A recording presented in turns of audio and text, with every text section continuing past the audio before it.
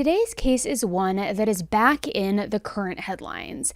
Now, many of you guys have been requesting coverage on this case, and I wanted to wait until there was enough information out there to really just discuss it and give you a full overview. But I do want to give you a little bit of a pre-warning that the information in this case seemed to be very conflicting, but I have done my best to kind of sort through and figure out exactly what happened. But I just want to remind you guys to please remember to always do your own research and form your own opinions. So today we're going to go over all there is to know in the case of Alicia Navarro, who first went missing back in 2019 and recently walked into a police station and told officers to remove her name from the missing children's registry. Hey guys, I'm Elise. This is 10 to Life. Let's jump right in.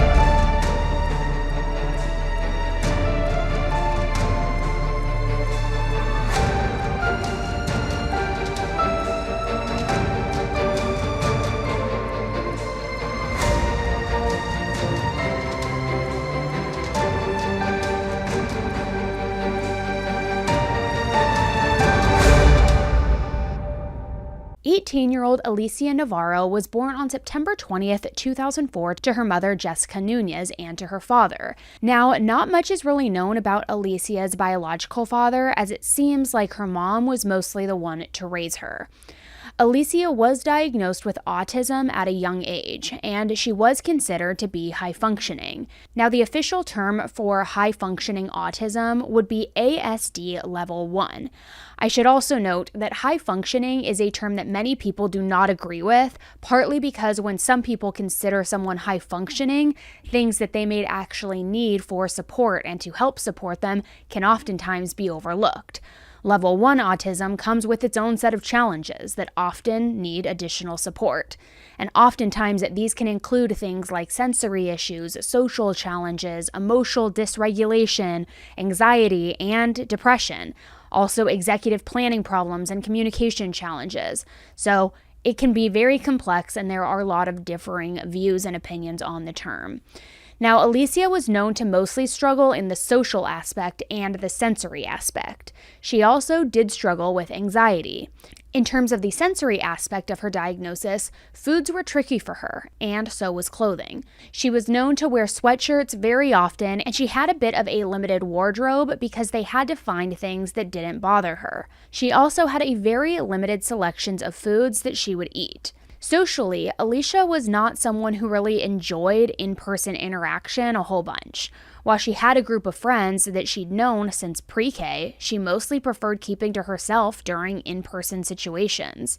In a school project that she did, she had described herself as quiet, odd, nervous, weird, introverted, and nerdy. To her family, though, Alicia was described as kind and loving. But Alicia had her own way of socializing that felt comfortable for her. Around 11 years old, she began getting really interested in social media and online gaming. She felt a bit more confident there and had an easier time making and maintaining connections in her own way. She was known to play games such as Roblox and Minecraft, and she also enjoyed speaking to the friends that she had made online on a chat app called Discord. She would often stay up super late into the night gaming and talking to these friends that she had made. Now, Alicia and her mother, Jessica, had an amazing relationship, and the only arguments that Jessica ever really had with Alicia related to her online presence.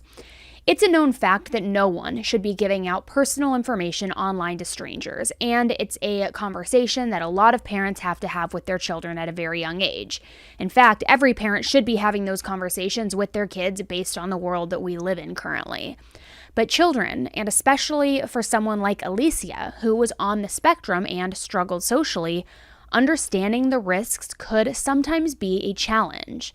There were 2 incidents that had happened previously. The first one was regarding Alicia sharing personal information with a stranger online. When her mom found out about it, she took it very seriously and had a very serious discussion with Alicia to help her better understand the risks that are associated with it. At another point, Jessica saw that a grown man had been messaging Alicia. In those messages, he was being very, very creepy toward her, saying things like asking if she liked stuffed animals, and then spoke to Alicia about him being a stuffed animal for her to love on if she didn't have any. Just really creepy and sick behavior and predatory, in my opinion. Now, for her mom, Jessica, that was absolutely terrifying. She called the police, but because what the man was doing wasn't illegal, the only thing she could really do was file a report and take steps to ensure that Alicia knew and understood how to stay safe online. But regardless of what had happened previously, Jessica didn't really realize just how dangerous the online world could be, and she felt bad for taking the one thing that her daughter truly enjoyed away from her. She ultimately just wanted Alicia to be happy, and she felt that if Alicia was at home physically, that no matter what she did online, she would be physically safe. In 2019, at the age of 14, Alicia started high school at Bourgade Catholic High School. This was a new change and a big change, but it was something that Alicia was really excited about. Due to some of the things that she had struggled with, she had switched schools a few times throughout her schooling career.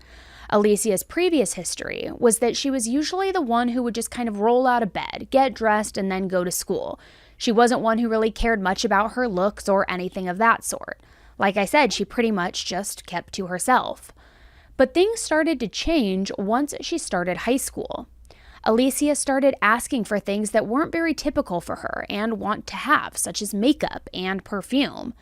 Now, obviously, her mom was a little caught off guard by this, but she figured that Alicia was just growing up and wanting to become a woman, fit in, do all of those things, and so she got them for her. She also had asked for a really expensive comic book, which was odd because she had never been into comic books before, ever.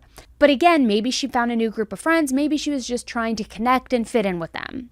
Alicia had also always worn mostly sweatshirts and long sleeves. However, after starting school, she asked her mother Jessica for an open back shirt, which Jessica did not buy her due to feeling like it was inappropriate. Alicia also started showing interest in things like protein powder and rock music, when she was previously a pop music kind of girl. But overall, despite these changes, school seemed to be going well for Alicia. She was finding her own path, kind of forging ahead, finding new interests, something that is very typical for kids that age. Her grades were good, and she even seemed to be expanding her social circle. She had even asked to go to the mall alone with 2 older high school guys, which Jessica, her mother, did allow. Overall, she just seemed like a completely different child going into high school. On Friday, September 13th, 2019, Alicia asked to stay home from school. She often dealt with bouts of anxiety, and that seemed to be the case on that particular day.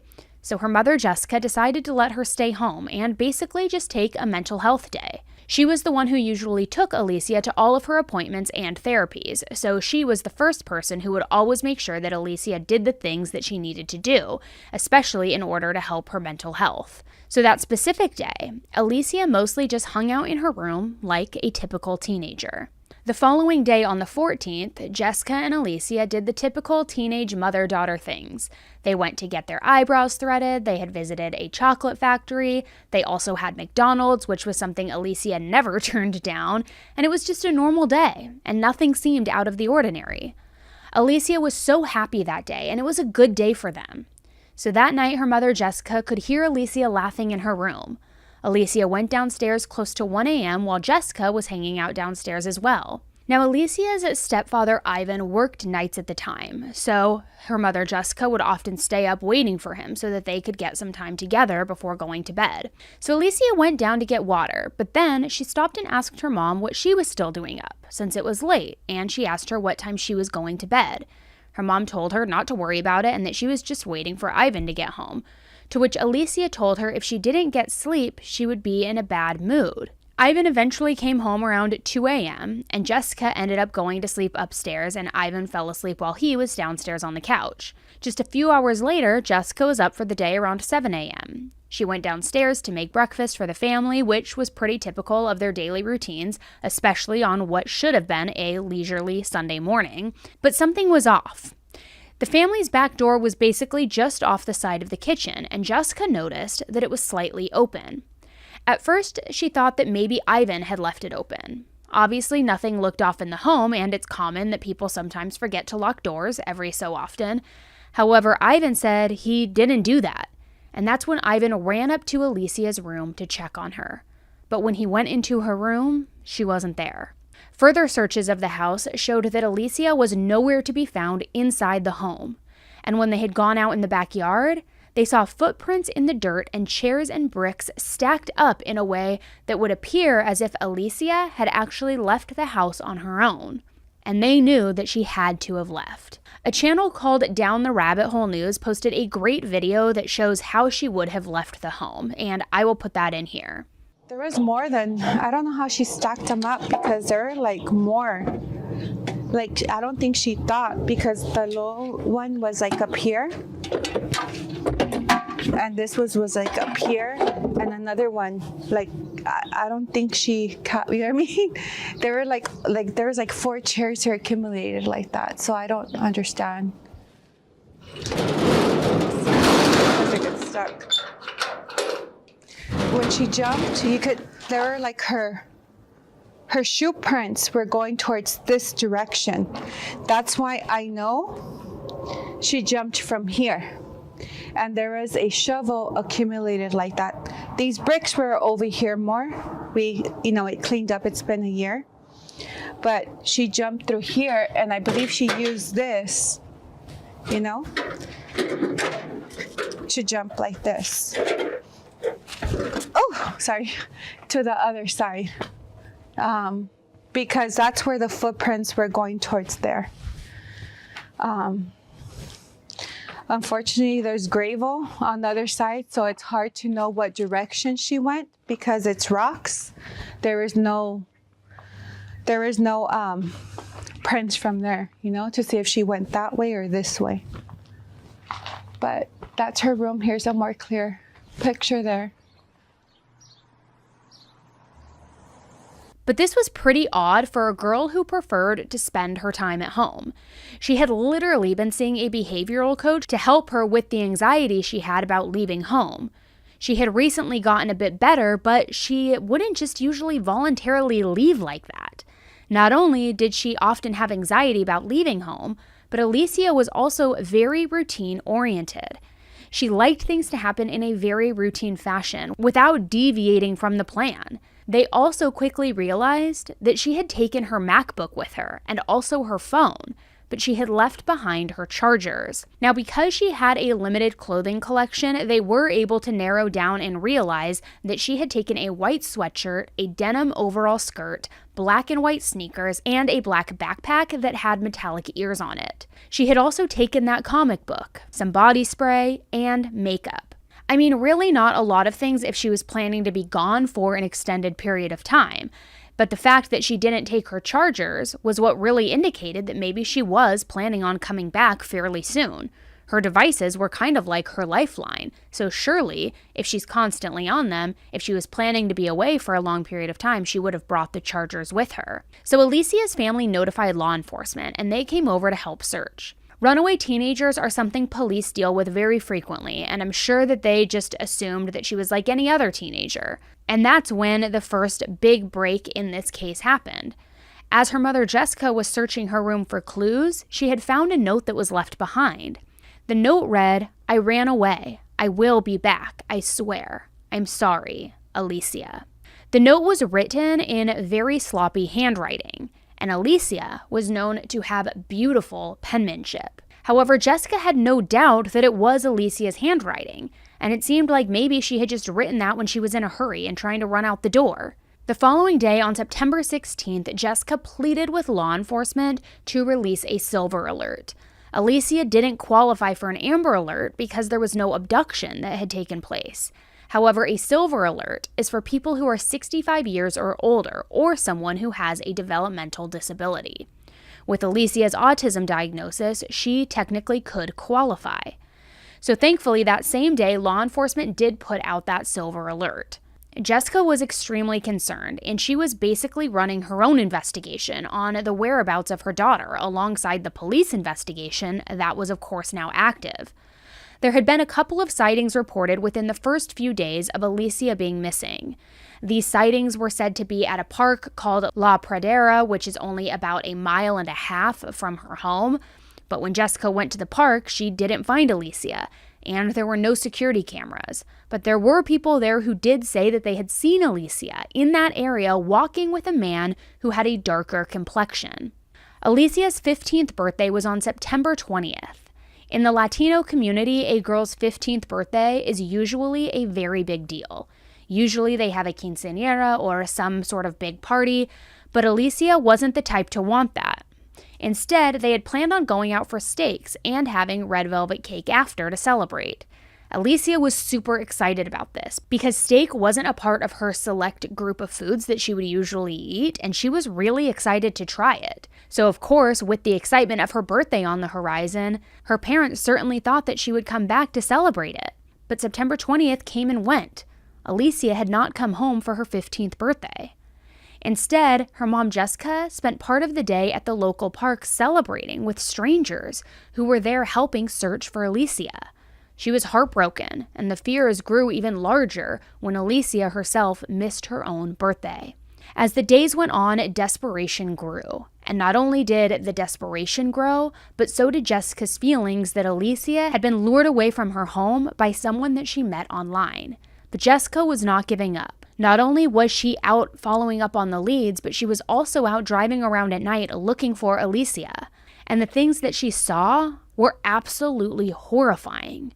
She saw minors who were on drugs and minors who were participating in sex work. More than likely, those minors were also being trafficked. So that only made Jessica fear even more about what could possibly have been going on with Alicia missing. Within a few days, the FBI got involved in the search when no one had heard from Alicia and no one had been able to track her down. Now, because Alicia had her devices, it made things a bit harder. The FBI was able to gain access to her social media accounts, though, and while it seemed like there hadn't been any activity since the morning she went missing, they did still find a couple of things worth noting. The first thing was that a few days prior to going missing, Alicia had messaged a guy who she had become friends with because they gamed together. His name is Clark, and he was 20 years old. About 11 days before Alicia had run away, she had messaged Clark and told him that she had sold her Xbox, but also that she had a new boyfriend. Now, at the time, Clark wasn't really too sure whether or not to believe her, and he basically told investigators that there were times that Alicia would stretch the truth, or just not tell the full truth, so no one really ever knew what to believe. Clark later told someone that he willingly gave up his Xbox and his phone for 18 hours to try to help possibly find anything in regards to Alicia's whereabouts. Not only did law enforcement talk to Clark, but they also reached out to the guys that Alicia had gone to the mall with that day. One of the guys told law enforcement that when they were at the mall, Alicia had a burner phone. Now, Jessica, her mother, was obviously unaware of this supposed burner phone, and it was even more confusing because from her recollection, Alicia actually hadn't taken anything with her to the mall. Although we know that a cell phone is very small, so if she did have one, maybe she was just hiding it in her pocket or her bag or something like that. But the question I would have is, where did she get that burner phone? She never went out of the house alone.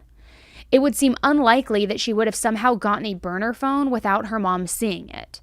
Other friends also allegedly told law enforcement that Alicia had told them that she was going to run away.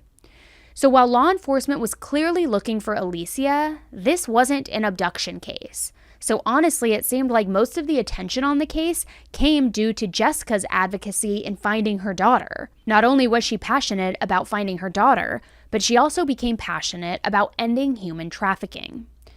Somewhere around March 2020, 6 months after Alicia had gone missing, some hope was renewed when a private investigator by the name of Trent Steele got involved in the case. Trent works with the Anti-Predator Project, which is a nonprofit that works very hard to end trafficking.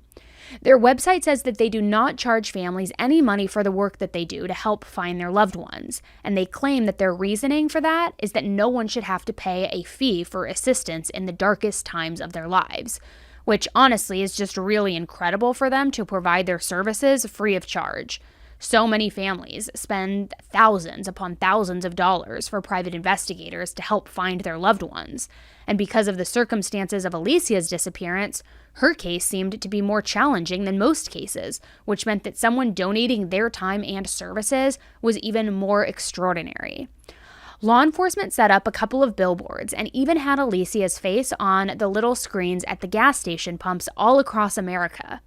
Alicia's family raised enough money through donations and placed as many billboards as they could. Arizona is a bordering state to Mexico, so Jessica even had some billboards placed in Mexico. It was not that she had any reason to believe that Alicia had gone there, it was simply that she wanted to make sure that all ground was covered. If there was anything to be done to help find her daughter, she was going to be the first one to do it. But unfortunately, no solid leads came in. 1 year passed, then 2 years passed, and then 3 years passed, but Jessica never gave up hope, and neither did the public. But the reality is, after years pass, most people aren't found alive. Jessica stayed active on the Finding Alicia Facebook page and even TikTok. Law enforcement remained pretty quiet because there wasn't much to discuss since they had absolutely no news on where she was or what was going on. But on July 23rd of this year, nearly 4 years after Alicia went missing, a bombshell update came in the case that completely shocked everyone when it was announced. Alicia was alive and located. And not only was she alive and located, but she appeared to be completely healthy physically. The circumstances in which she was located was what shocked most people. Law enforcement held a press conference to share the information about locating Alicia. Good afternoon.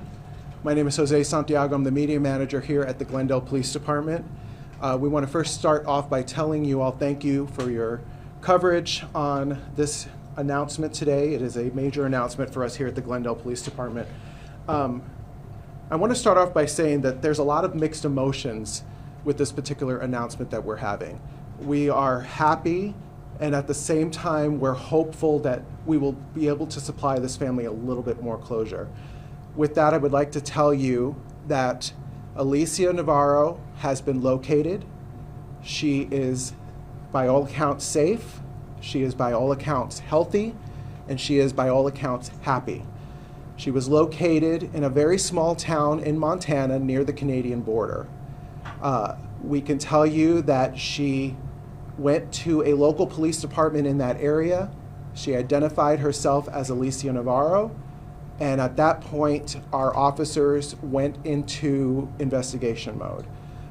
We conducted several types of interviews, and not only through those interviews, but through the help of Alicia's family themselves, we are confident that the person that we are talking with and are dealing with is indeed Alicia Navarro.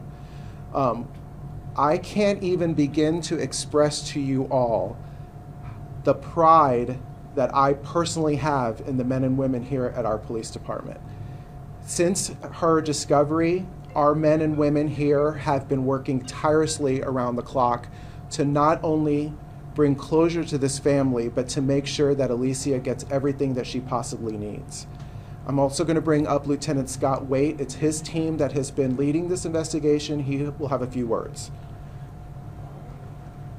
Thank you, Jose. Again, Lieutenant Scott Waite, Glendale Police Department. I don't think you could put enough words in the joy that we feel knowing earlier this week when we received a call that Alicia Navarro had identified herself to police officers in Montana. Not only the relief and joy for us, for Alicia, for her family, and for our community. There hasn't been, I think, anybody that hasn't known this investigation that hasn't put themselves in the same spot as Alicia, her family, and the emotions that they must be going through, not only back in 2019 when this occurred, but in the last few days. With that, we want you to know that we are continuing to investigate. We immediately responded to the area, and with the help of the United States Marshal Service, as well as the FBI, we've been able to continue this investigation, to make contact with Alicia, to reunite her with her family, and only begin to put together the puzzle, which is her disappearance and her returning. I would ask patience, not only for us as law enforcement in this investigation, but patience for Alicia and for her family. We can only imagine what she's going through mentally, emotionally, as well as her family. And as much as we'd like to say this is the end, we know this is probably only the beginning of where this investigation will go, and that we will continue to work with our state, local, federal partners, and even across state lines to make sure that Alicia has everything that she needs, that she's taken care of, that her family is getting the help that they need, and that most importantly, that this investigation is completed thoroughly and done correctly. Thank you. After they made that initial announcement, they took some questions. They told the public that they weren't sure if she had been with anyone else during her time missing, but that the initial first appearance at the police station and each subsequent one, she was alone. When they were asked if the whole thing was a runaway question, they kind of beat around the bush, saying that from Alicia's statement, it seems like it started as a runaway, but that all the options were on the table. So this led people to wondering if she had been possibly held against her will. They made it clear that Alicia was not facing any charges. She wasn't being held against her will by the police, and she was coming and going to the police station on her own free will. They then discussed potential future plans, reunifications, Alicia's current state, and all the information surrounding those types of things within this case. Does she want to come back to Arizona? I still think it's really early in her healing process as to where she wants to stay, and that's certainly up to her, and we will help her in any way possible to make sure that she is in her best situation and the most comfortable that she could possibly be. I know that her mom has been searching for her since she went missing. You said that you were able to reunite her family and her. Were you there for that? Can you describe what that was like? Emotionally overwhelming, not only for the mother, but for Alicia herself. With respect to the family, I'm not going to go into specifics on how that reunification was done, but I can say for everybody involved, including the detectives, it was extremely overwhelming. Which family members were there for that reunification? The first notification was to her mother, and that was the first notification and I would say reunification that's happened. Did the investigation ever indicate Montana? So throughout the last few years, there's been a lot of tips, leads, citizen upon citizen who's wanted to help with this investigation. And I can tell you that each tip and lead were looked into. As to specifics, whether there were any in Montana, I would have to look back and see. But I know that there are some that spanned across all parts of this country. I know it's early, but was she staying with a friend in Montana? We just don't know the answer to that question right now. Right now, those are some of the questions that we have. She's overwhelmed. She's overwhelmed. She realizes that there's been a lot of attention on this case. She is very knowledgeable as far as that's concerned. Right now, her priority is to work with us. She wanted to talk to her mom, and she wanted to make sure her mother knew she was okay, and we're taking it day by day, step by step with her. It's important to tag along to what Lieutenant Waite just said. With this case, there were literally thousands of tips that would come in on this case. This has been going on for nearly 4 years now, and every one of those tips, every one of those possibilities were looked into, investigated, and we're just happy to say that she did indeed come forward, and we feel very strongly that this is Alicia. I know she had let her know before she left. Do we know that, or can we confirm that she did indeed leave her house voluntarily? From every indication that she's given us, and again, it's very early in the investigation, and I need to stress again patience and that it is early, but every indication she's given us so far is that she willfully left her home, her own free will and choice. Now, the dynamics surrounding that decision are obviously something that we're looking into. I know we have an FBI representative here. I don't know if he wants to share his role in all of this. And this is Phil Bates. As with every missing juvenile case, the FBI assists our state and local partners with intelligence gathering and with other resources as necessary. And this is no different in this case. We provided support to the Glendale Police Department and will continue to support both here in Arizona and in Montana.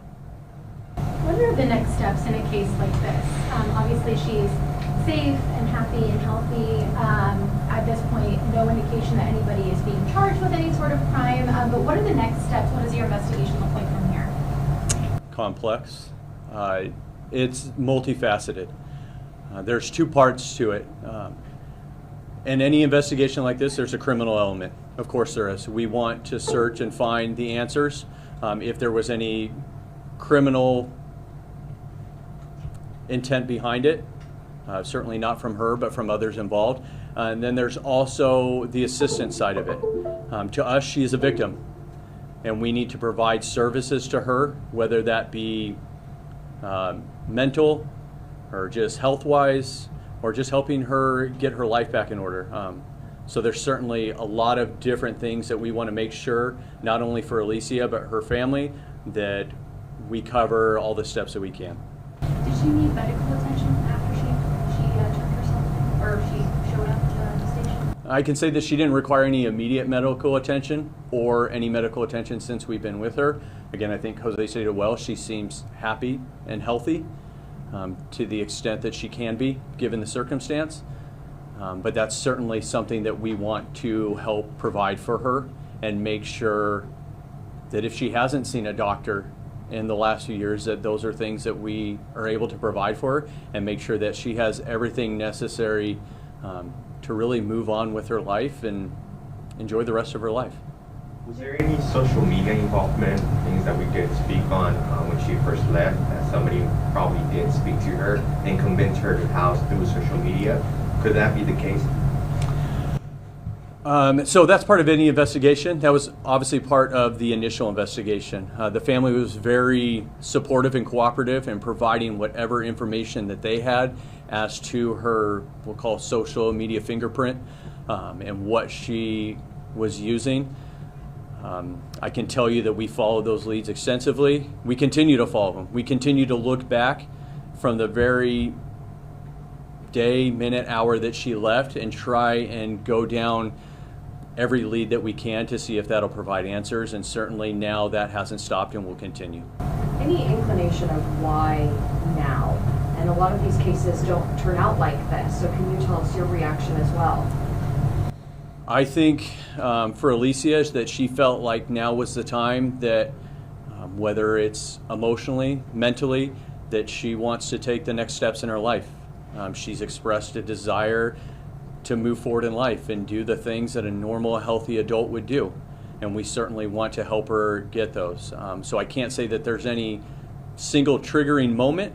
I think there's probably been a long progression for her in the journey that she's taken, and we are more than happy, ready and willing to help her through the rest of her path. Is Alicia still in Montana? I'm sorry, you mentioned that already. Yes, she is still there with the local police up there, with our investigators, and we are continuing to help her in whatever way we can. After the press conference, they released a photo of Alicia as well as 2 short video clips. Did anybody hurt you in any way? No, no one hurt me. Okay, because our goal is we just want to make sure that you're safe.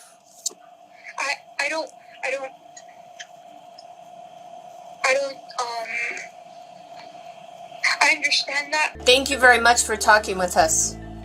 Of course, thank you for offering help to me.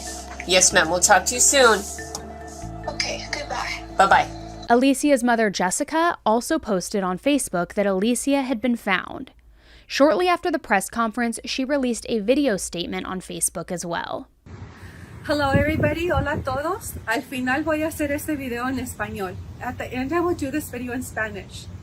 I do feel I owe this video to the community and to God, because first of all I want to give glory to God for answering your prayers and for this miracle. For everyone who has missing loved ones, I want you to use this case as an example that miracles do exist, and never lose hope and always fight. My daughter, Alicia Navarro, was missing since September 15, 2019. She has been found safe. I do not know the details.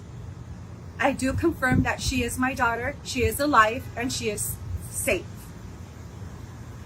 This is recent news for me. It was an hour before it was posted in social media and the news. I don't have details, but the important thing is that she is alive. And I want to thank the community and God for all that you have done. Between the press conference and the Facebook video, it seems like there started to be more statements than answers. On July 27th, her family released a statement saying the following: "We want to start by saying how happy we are that Alicia has been found alive and safe. It is a blessing that after being missing for so long, Alicia can come back home. Our thoughts and prayers go out to all of the families of missing loved ones that have not yet returned home. If there is anything that Alicia's story has taught us, is that you can never give up hope. We would also like to thank the Glendale Police Department and specifically Detective Travis Darby for his hard work and dedication to bringing Alicia home. Thank you to the entire Anti-Predator Project team, not only for their hard work and dedication to bringing Alicia home, but also for their commitment to supporting our family through these hard times. The local and national media has been so important the last several years in keeping Alicia's story alive, and our family cannot say thank you enough for that. Finally, we would like to say thank you for all of the love and support that we have received from everyone around the country. It has helped our family through some of the very dark times, and we cannot say thank you enough. At this time, we are asking for some privacy so our family can begin the healing process and reclaim some normalcy. You have all been a blessing in our life, and we wish you all the very best." So over the past few days, more and more information has started to surface on Alicia, her whereabouts, and the possibilities of why and how she remained missing for so long. We now know that Alicia went to the police station in Havre, Montana. It's right around 40 miles from the Canadian border. We also know that Alicia went into the police department and specifically asked how to be taken off the missing persons list. She also wanted to get a driver's license. According to people who live in the neighborhood Alicia was allegedly staying in, the apartment was raided on July 26th, and that was when rumors began flying. Neighbors reported that the FBI staked out at the apartment and then closed in and entered with guns and with bulletproof vests on. Police brought out a man in handcuffs shortly after that, and a few minutes after that, it seemed as if they brought Alicia out. Some neighbors were very confused because of how young Alicia looks, while another neighbor named Garrett Smith told reporters that Alicia had been living there for at least a year with that man. On Friday the 28th, police were open with the public and said that they had detained a man for questioning during the execution of that search warrant. They said that he was then released and that they have also interviewed 3 other people. Many rumors have been spreading that there have been arrests made in this case. However, law enforcement has maintained that no arrests have been made. Now, as far as we know, Jessica still has not been able to travel to Montana to see Alicia, and when her private investigator was asked about it, he said they need to keep Alicia close, the law enforcement officers who are currently working the investigation. And until they are done with what they need to keep her close. It has nothing to do with family dynamics. On August 1st, photographs were taken of Alicia and this man that she has allegedly been living with. People in the local area say his name is Eddie Davis and that he is 36 years old. These photos that were taken were on Eddie's parents' property in Harlem, Montana, at the Fort Belknap Indian Reservation. According to the New York Post, they have moved out of the apartment that they were previously living in, and they were seen unloading a van at Eddie's parents' house.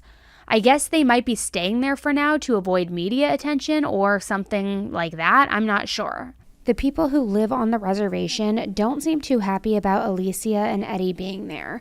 The reservation is made up of 2 tribes and has about 3,500 members living there. Some members of the reservation have spoken out about some of the issues that have taken place on their reservation or the things that the reservation is currently experiencing, including high levels of drug and alcohol use and a lot of intergenerational trauma. Take that for what you will. There have also been a few well-documented crimes that have also happened on the reservation. They have publicly stated that they want to and need to heighten the law enforcement presence. However, they don't seem to have the funding to do so. Despite the issues and the crime, they still love where they live and say that there are a lot of positives. However, they are not happy about the idea of adding any more issues to the things that they already are dealing with. There is a group called Missing and Murdered Indigenous Women, and allegedly there is a group of men within that group that really want to get Alicia alone. They fear that she is being mistreated by him, and they don't like the reservation making national headlines due to allowing Eddie to live on the reservation. And just recently, even more information has come out regarding Eddie, which makes it even more understandable why they don't want him there. A former coworker said that Eddie had been fired from his job as a night stalker at Walmart due to being aggressive and calling the younger male employees names. At one point, another coworker had invited Eddie out to a bar and told him that he could bring his girlfriend, quote, girlfriend, but Eddie explained that the girl in question, who turned out to be Alicia, wasn't his girlfriend and that she was too young and was actually his niece. The neighbor Garrett also said a few days before Alicia went to the police station, she was looking for Eddie by the local post office and referring to him as her uncle. She told him that she was walking with her uncle, got lost, and was looking for 6th Street. But he's not her uncle, so clearly it seems like they were probably trying to keep the whole relationship under wraps. Alicia's disappearance has continued to be pretty mind-blowing and hard for people to grapple with. There are still many unknowns. Was she lured away? Did she choose to leave with plans to come back and then maybe something happened? Why exactly now did she decide to come forward? How did she even get almost 1,400 miles away in the first place? Has she just not touched social media since she left home?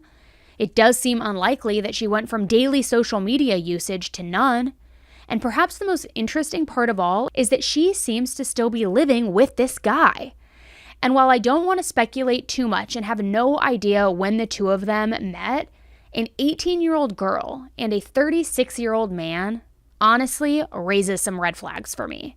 And I would love to hear your opinions on what you think happened and why Alicia was gone for so long before reappearing. Another thought that I had, if I were Alicia and if I had willingly run away for a love interest or for whatever that may have been, and now I'm an adult and I'm trying to travel or I'm trying to move forward with this person still in my life, we know that she went to the police department and asked for a driver's license. So was the reason she asked for her name to be taken off the missing children's list because she knew that if she applied for a driver's license, it would get flagged in the system and they'd say, oh my gosh, you're a missing person. We found you, all of these things. So she wanted to get her name off of that before getting the driver's license.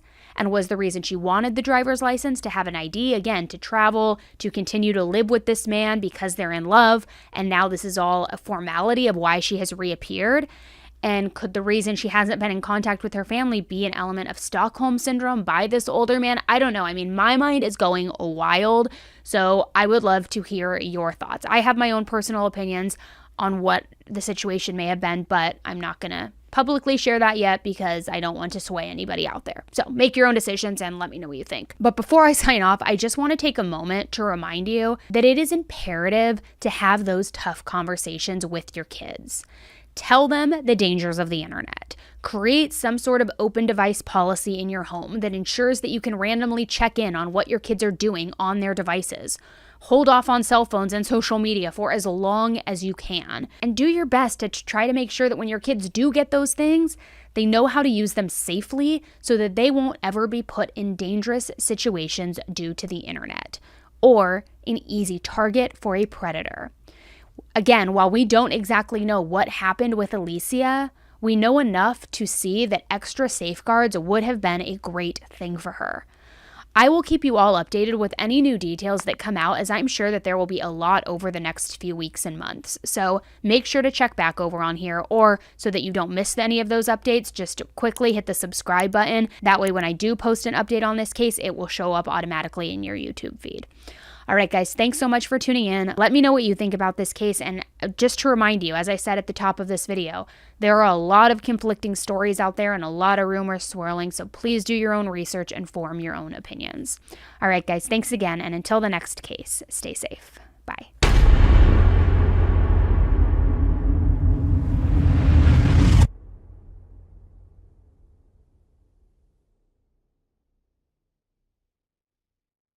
Klamath Falls, Oregon is a small town just under 20 miles from the California border. The population of this town was just over 22,000 in 2020, and the city is often referred to as Oregon's City of Sunshine because there is usually more than 300 days of sunshine every year.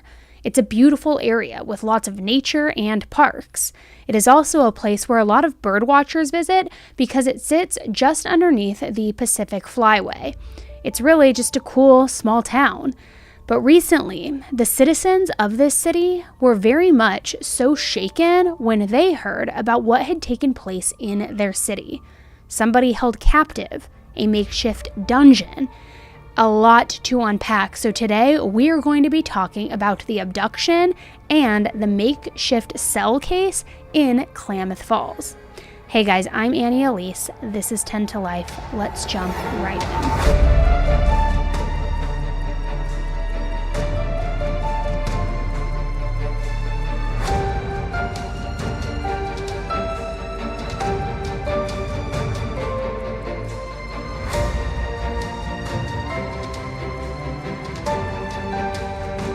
This is 10 to Life with Elise.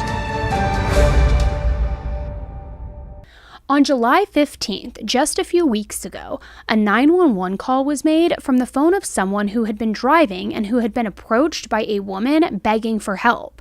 When officers arrived, they quickly realized that what they were dealing with was an extremely dangerous and very scary situation. The woman who had been begging for help was able to explain that she had been kidnapped from Seattle, which is about a 7-hour drive from Klamath Falls. Even though she was not from the Klamath Falls area, she was able to still lead officers to the home where she said that her kidnapper brought her to. When investigators got to the house, they were met with a very dark and chilling discovery. In the garage of this home, there was what appeared to be a cinder block cell, or a makeshift dungeon, if you will, that had been built manually, brick by brick, cell block by cell block. Through the investigation, they were able to find out that this woman who was kidnapped from Seattle was a sex worker. She had apparently been approached by a man in the early morning hours of that day.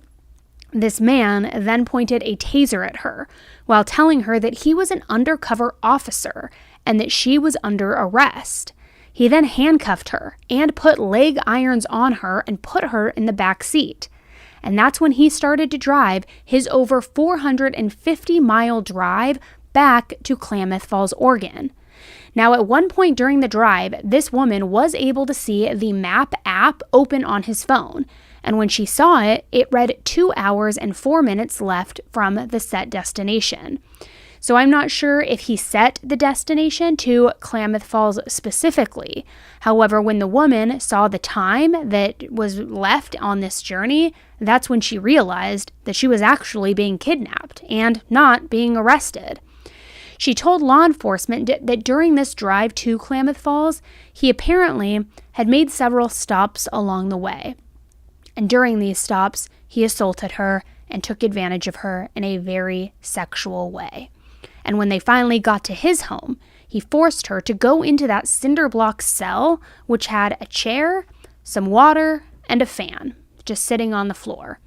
Once he got her into the cell, he told her that he had to then leave to do some paperwork, suspectedly for the fake arrest. Now, the woman, obviously just drained from everything that she had endured on this journey, she fell asleep. Her body shut down, so to say. However, when she woke up, she realized that she needed to find a way to get out of that situation, or it was likely that she wouldn't survive. So she fought like hell to get out. There was a screen door that she punched repeatedly until she broke the welding on the door. She then ripped the screen down on the door and climbed out of a small hole that had been created because of her pulling that screen down.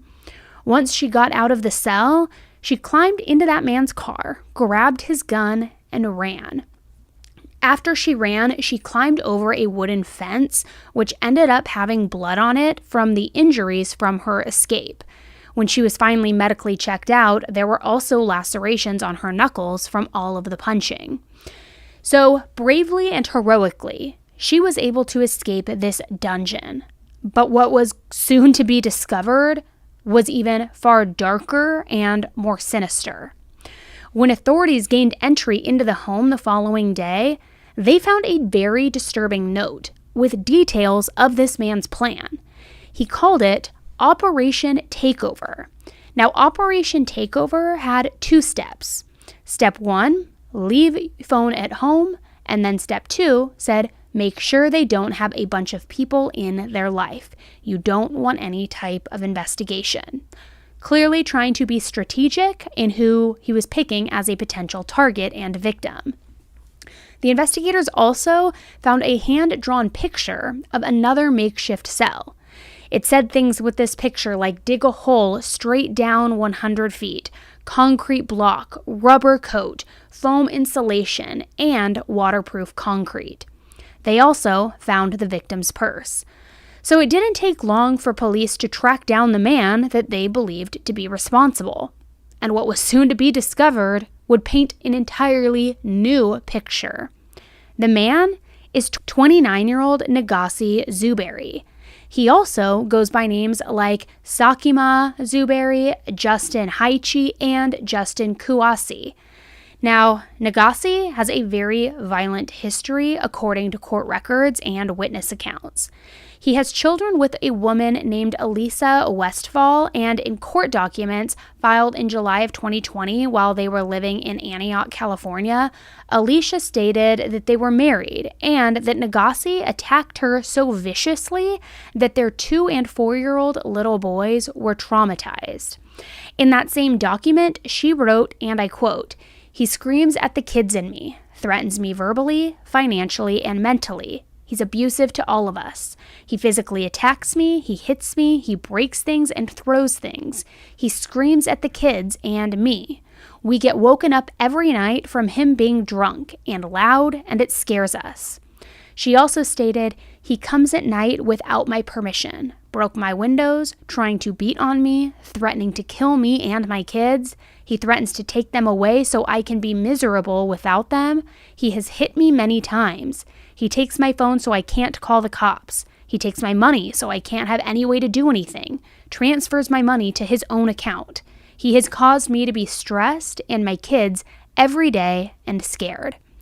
She stated that their boys were witness to things like him breaking things like a TV, bottles, windows, and that he has also made threats to kill the children. So obviously, it was just an extremely toxic and dangerous situation for anyone to be in, let alone 2 little boys, in some of the most fundamental years of their lives, or in any years for that matter. Not a good situation to be in. So the judge granted the temporary restraining order, and he wasn't allowed within 100 feet of them. But around 2 months later, on September 14th of that year, the judge dismissed the protective order, and any future court dates were canceled. It's not exactly clear why it was dropped. However, that's not the only issue that the 2 of them had dealt with in terms of legal issues. In 2018, prior to the 2020 restraining order request, they had both appeared on the TV show Judge Judy.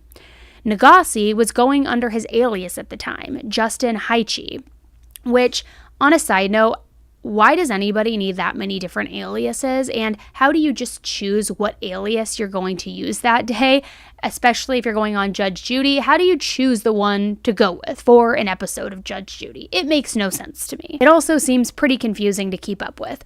But anyways, the 2 of them went on Judge Judy, and at the time of the incident, they were obviously not together, and they had been co-parenting their oldest. In the episode, Nagasi was suing Alicia for bleaching his suits and throwing a glass bottle at him. Alicia, however, was countersuing him, saying that he had filed a false restraining order on her and that he had smashed her phone, which that day Judge Judy found Alicia responsible and ordered her to pay Nagasi $2,500. Now I just want to say, however, personally, I think if you have to go on Judge Judy, which we know is just kind of a dramatic law show, the relationship probably needs to be over. Time to cut the cord. Because literally the idea of Judge Judy is just to get people on TV who will look like a mess on national television, just like Jerry Springer. So we can tell that Alicia and Nagasi seemed to just hurl accusations back and forth, and it was not a healthy situation. And while Judge Judy sided with Nagasi that day, Alicia wasn't the only person who claimed Nagasi had problematic behavior. Last year, there was a warrant put out for him under his alias Justin Kouassi. The warrant was put out because he allegedly punched someone in the face in Denver, Colorado. He was never arrested under the Nagasi name or any of his other aliases for that warrant, and the warrant is still active. In 2016, he was convicted of unlawful sexual intercourse with a minor in Alabama. And in 2020, while in California, he was convicted of forcible copulation of a minor. But get this, because he pled no contest in both of those, he ended up not having to sign up on the registry as an offender. And when I think about that, I truly wonder how many people have pled no contest and have been able to avoid being put on the registry. It's really unsettling when you think about it. So now that we have a little bit of a background on Nagasi and who Nagasi is as a person, we can move into what happened after this victim heroically escaped from his house and law enforcement found out who he was. Remember the note where Nagasi wrote his plan, which included step 1, leaving his phone at home? Well, get this. He didn't actually leave his phone at home. He went to Seattle with his phone, and investigators were able to see the GPS history of where he went from Klamath Falls to Seattle and back. They also were able to track his phone and realized that he was in Reno, Nevada, which is over 4 hours away. So on the 16th, the day after this victim escaped and the same day as the house search, 2 Nevada patrol officers confronted Nagasi in a Walmart parking lot. There was a 45-minute standoff in the parking lot, and he had one of his children on his lap in the front seat at the time when they first arrived. His wife was standing outside of the car, and he was talking to her. When officers approached and told him to get out of the car, he didn't get out, and instead, he cut himself using a sharp object and tried to break his phone. Thankfully, he gave up eventually and was placed under arrest without his child being harmed. But the fact that he did all of that in front of his children is awful. I'm sure both children were traumatized in the process of all of this, but especially the child that was in his lap when it all went down. Nagasi was taken to Washoe County Jail in Nevada and is awaiting transfer to Oregon by the U.S. Marshals. Initially, he was just arrested on 1 count of interstate kidnapping, which carries a sentence of up to life in prison. However, when I looked him up on the county jail website, I saw more charges listed, such as assault with a deadly weapon, child neglect, 2 false imprisonment charges, etc. Now, I haven't been able to find any more information regarding the charges themselves and why he got each one. However, I think it's safe to assume that they are all from the kidnapping and the standoff. During the press conference, the FBI announced that the investigation now includes multiple states, such as Washington, California, Oregon, Nevada, Utah, Colorado, New York, New Jersey, Alabama, and Florida. Literally, like the whole country almost. Okay, that's exaggerating, but you get what I'm saying. Now, Nagasi has moved to and from all of those states since August of 2016. They also announced that he has been linked to 4 separate cases where people have been attacked in a violent and sexual manner by him. Due to his history, the FBI believes that he likely has more victims that just haven't come forward, such as roommates and other sex workers. Some of the methods that they believe he has been known to use are drugging drinks and, like this instance, pretending to be a police officer, just like he did with the victim from Seattle, soliciting sex and then attacking women, and also even going as far as to record some of the sexual encounters to prove that it was consensual.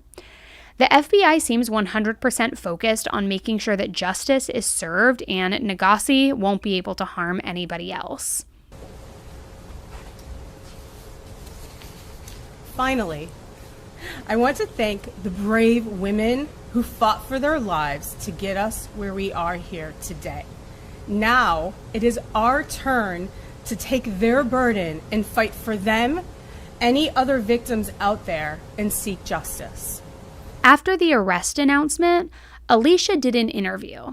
In the interview, she denied that they were married or even together. However, she came right to Nagase's defense.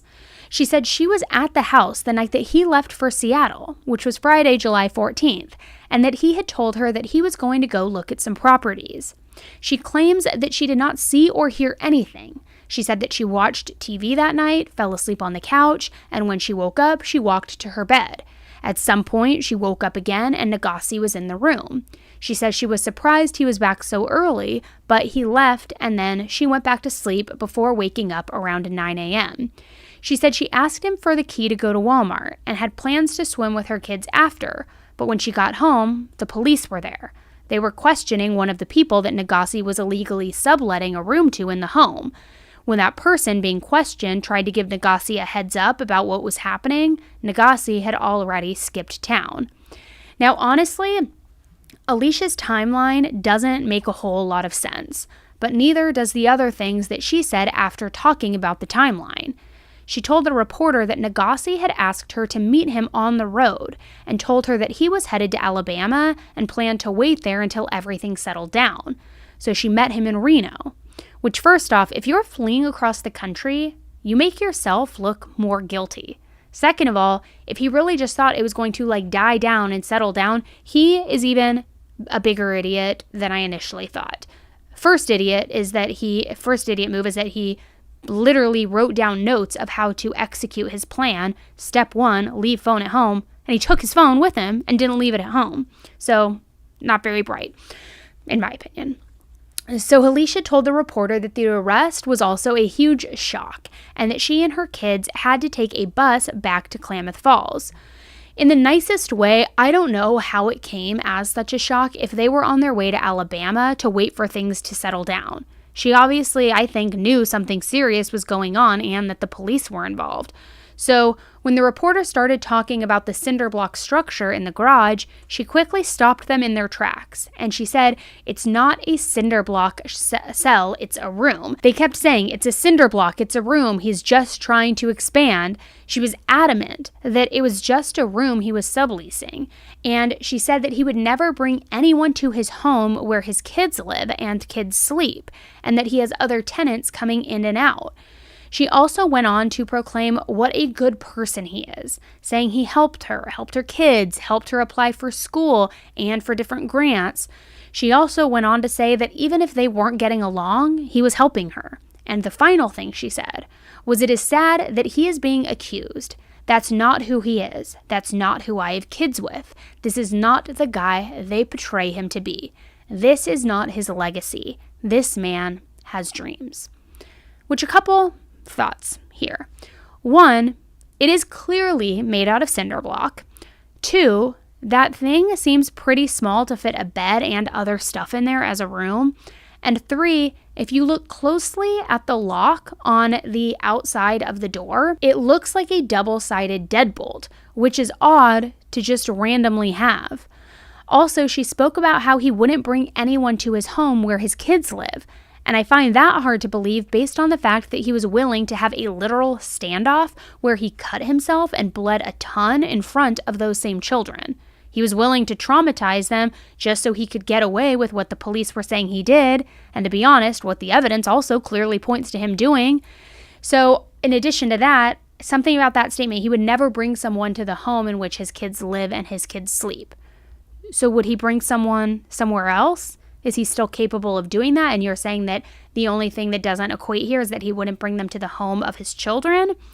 I can understand that she likely has been in a very toxic situation for quite a while, and it's hard to admit that for a lot of people in those situations, but there are kids involved, and kids should never, ever have to witness what those kids have. On Thursday, August 3rd, the FBI released a timeline of all of the places that they believe Nagase has been known to frequent or live in the past few years. And you can see in this timeline that he has moved around way more than the average person. And I can't help but think that there is a reason for that. Maybe he was partaking in illegal activity and was moving so he didn't want to get caught. It also seems like it would coincide with all the aliases that he has. But he also has multiple evictions on his record. So it would also make sense for him to skip town to avoid being held responsible for not paying rent and just pocketing the subleasing money that he had been collecting by telling these tenants that he was the owner.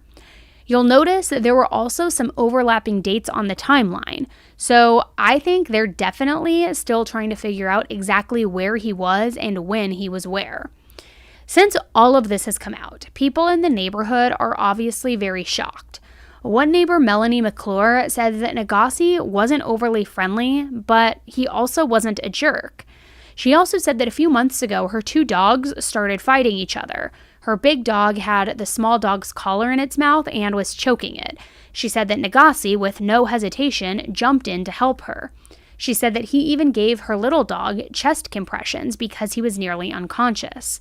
But previous neighbors and other people who know Nagase and his family have had very different experiences with him, and while some are a bit shocked at just how violent his behavior became and the lengths that he went to, they aren't necessarily shocked that he did something violent itself, as violence seemed to be his track record.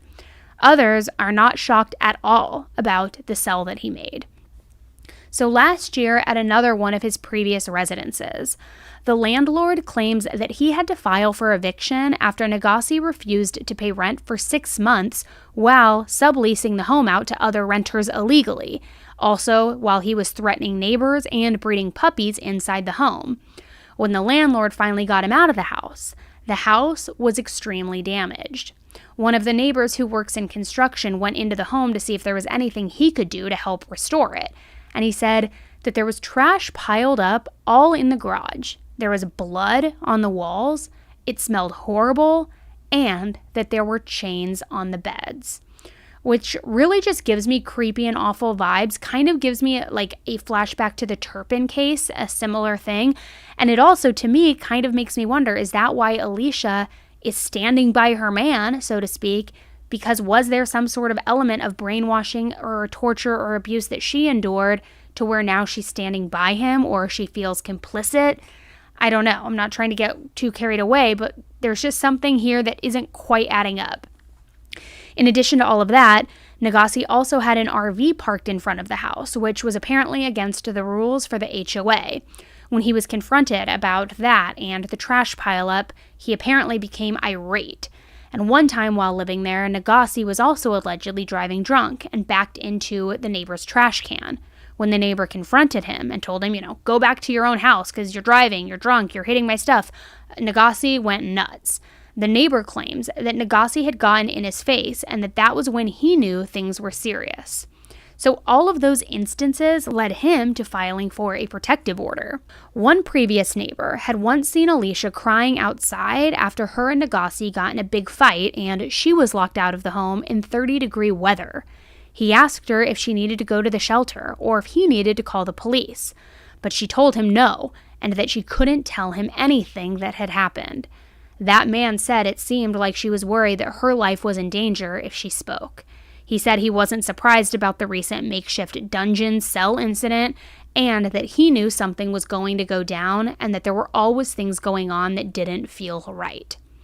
One man named Prentice, who rented a room from Nagase, said that he was always nervous and paranoid if the police were mentioned or around. Prentice thought and had been told that Nagase was the owner of the house up until he was evicted. He also said that Alicia and Nagase fought a lot, but from what he could hear, it just seemed like normal couple arguments. According to records, one woman who had moved in after responding to a Craigslist ad called the police 4 days later to make a report. She had a sickening feeling that she was going to potentially be harmed by Nagase, and she told the police that she didn't feel safe and wanted to leave. She also told police that it felt like he was up to some shady stuff and like he was about to do something bad. Alicia's dad also spoke to a news outlet and said that he doubted that Alicia and Nagase were legally married. He said that he hasn't seen them in a while, but during the times that he would see Nagase, they just didn't talk very much because Nagase apparently didn't seem to have any interest in holding a conversation with him. He also stated that he had never known Nagase to have a job, so he wasn't sure how or where he got money. But if he were claiming to be a landlord and collecting rent and not paying the actual rent, that was at least one way he was getting a paycheck or pocketing the cash. Now get this. The homeowners of the house that Nagase was renting in Klamath Falls are actually the Klamath Falls mayor, Carol Westfall, and her husband. Now, Carol Westfall is not related to Alicia in any way. They just happen to have the same last name. So they filed an eviction notice on July 18th and quoted that it was for recklessly endangering someone on the property and creating a serious risk of substantial personal injury. When Nagase moved in, they were told that he only had 2 kids, not that he would be subleasing or that Alicia would be there as well. Anyone in the home was supposed to be out by the 31st of July. However, during Alicia's interview, she showed the reporter the garage. However, that cell had been taken down. But that interview was this month, so I'm not sure if she got an extension or is fighting the eviction. I know there are also all sorts of crazy laws now where it's like squatting privileges, things like that. I think it's not the correct term, but something like that. So who knows what the story is with that. But this case is evolving and more seems to come out little by little, day by day. The police and FBI is still looking for potential victims and has also set up a site online to help identify victims. And they're asking the public to help share the word about that site. So I will link it in my description box in case any of you have potential information about him or can share this and tips are generated. They also are currently providing assistance to that Seattle victim to help her get through such a traumatizing event. And my heart is with her as she navigates this because I can't even imagine. And I hope she receives the justice she and any other victims deserve and that Nagase never sees the outside world again. In addition to the resources and the information and crowdsource of information that the FBI is looking for, please take a quick second to share this link for this video in your group chat, on your social media, wherever you can, because we say it all the time that the more eyes we get on these videos, the more awareness it generates, and then the more likely a tip or a lead or something will come in because someone will recognize something, will remember hearing something. So please just take a quick second, pause, and share this video. So as I said, more information is coming out all the time about this case because what's interesting, had this victim not escaped, we may not even know how deep this goes. And right now, it's my belief, based on what we do know and the past charges, the past activity, and sketchy behavior, I think right now we're at the surface level of what Nagase has truly done and committed. And I think that there are a lot of roots below it that are about to be exposed and that this goes much, much deeper. So I will be following it closely and I will let you guys know. I'm just so thankful that this victim was able to escape because had she not escaped, who knows what would have happened? What would he have done to her, with her? Would she still be alive? The bravery it took for her, it gives me the chills thinking about it because things could have turned out so differently. And I'm curious to know what you guys think because I'm a little bit torn on this. I can't quite decide for myself or rationalize if I think that the wife, partner, whatever she is, Alicia, knew what was going on and what he's been up to, maybe not the details, but like kind of turned a blind eye to it. I can't tell if maybe she was a victim of his as well and she truly was just scared for her and her children's life, so she went along with things, she lied for him, she protected him, whatever it may be. And I also don't know what his motive was. We know that he tried to mastermind the perfect victim by somebody who didn't have a lot of loved ones, an investigation that wouldn't start, his written down step-by-step plan, and targeting sex workers, particularly because they seem to be a more isolated target who may not have deep-rooted family. However, do you think that he has done this before? Do you think his plan was to just assault, hurt, and murder? Do you think that he has a lot of victims in those other states and that's why he was state hopping to not leave a clear path? Or was it strictly for the eviction dodging and to keep collecting money as they went place to place? I just think that this goes so much deeper, and I'm going to be so curious as more details come out. And I'm trying to pull all the court records too, because I want to figure out like what's really going on here. Thank goodness the dungeon was discovered. Thank goodness the victim is alive and safe. But what else has happened in the shadows that we don't know about? That's what creeps me out. So I'm curious to know what you guys think. Let me know in the comments below.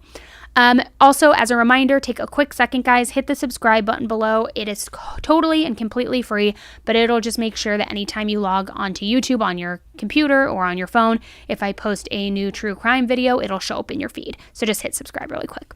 All right, guys, thanks again for tuning in, and until the next case, stay safe. Bye.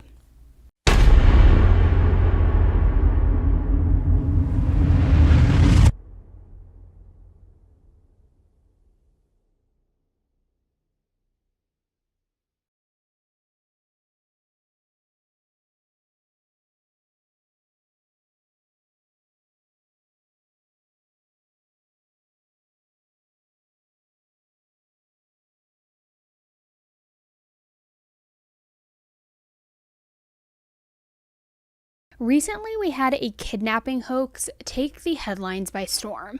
The girl in question, Carly Russell, faked her own kidnapping in Alabama. But in the beginning, it seemed like a very scary and real kidnapping that just happened on the side of the highway after Carly claimed to see a toddler walking alone and then got out of the car to check on him. So a massive amount of resources were used to try and locate her, and people were and are still fuming at the thought of someone faking something of that sort. Now, one of the people who made considerable efforts to help locate Carly was Angela Harris. Angela's daughter, Anaya, was once the victim of a kidnapping back in 2019, and a kidnapping that ended in a horrific and heartbreaking way. So today we are going to talk about this case. It's the case of Anaya Blanchard. This case was one that was so hard to sort through all of the pieces of information, and each article, document, and piece of information seems to have worded things a little bit differently. Nevertheless, I did my absolute best to sort through all of it to try to find out exactly what took place. Because as I said, it is a very horrible and haunting crime that happened. Hey guys, I'm Annie Elise. This is 10 to Life. Let's jump right in.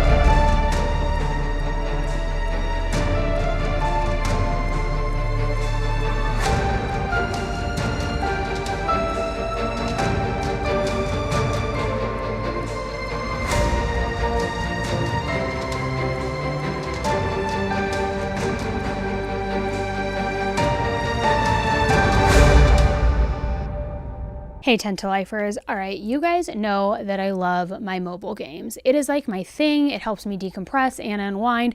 So I'm always looking for a new addiction that is cute, challenging, and an absolute blast. And I know a lot of you are in the same boat. And if you are in for a treat, because I have got the inside scoop on a game that is taking the mobile world by storm. And it's time to dive in to the colorful universe of Toon Blast. Toon Blast is the free-to-play mobile game that's got it all. Available on all of your devices, this game is going to have you hooked from the get-go. Okay guys, so just sit back and picture this. Over 7,000 levels of mind-boggling puzzles, all wrapped up in stunning graphics, adorable characters, and animations that are so cute throughout like the little magical worlds. So join the Toon Gang on an epic journey across these super enchanted, beautiful realms. Each level presents a new challenge, a new opportunity to showcase your blasting skills and your creativity. And speaking of challenges, because you know I love a challenge, how about joining a team of other players? You can team up and unlock rewards that will keep you smiling and having fun.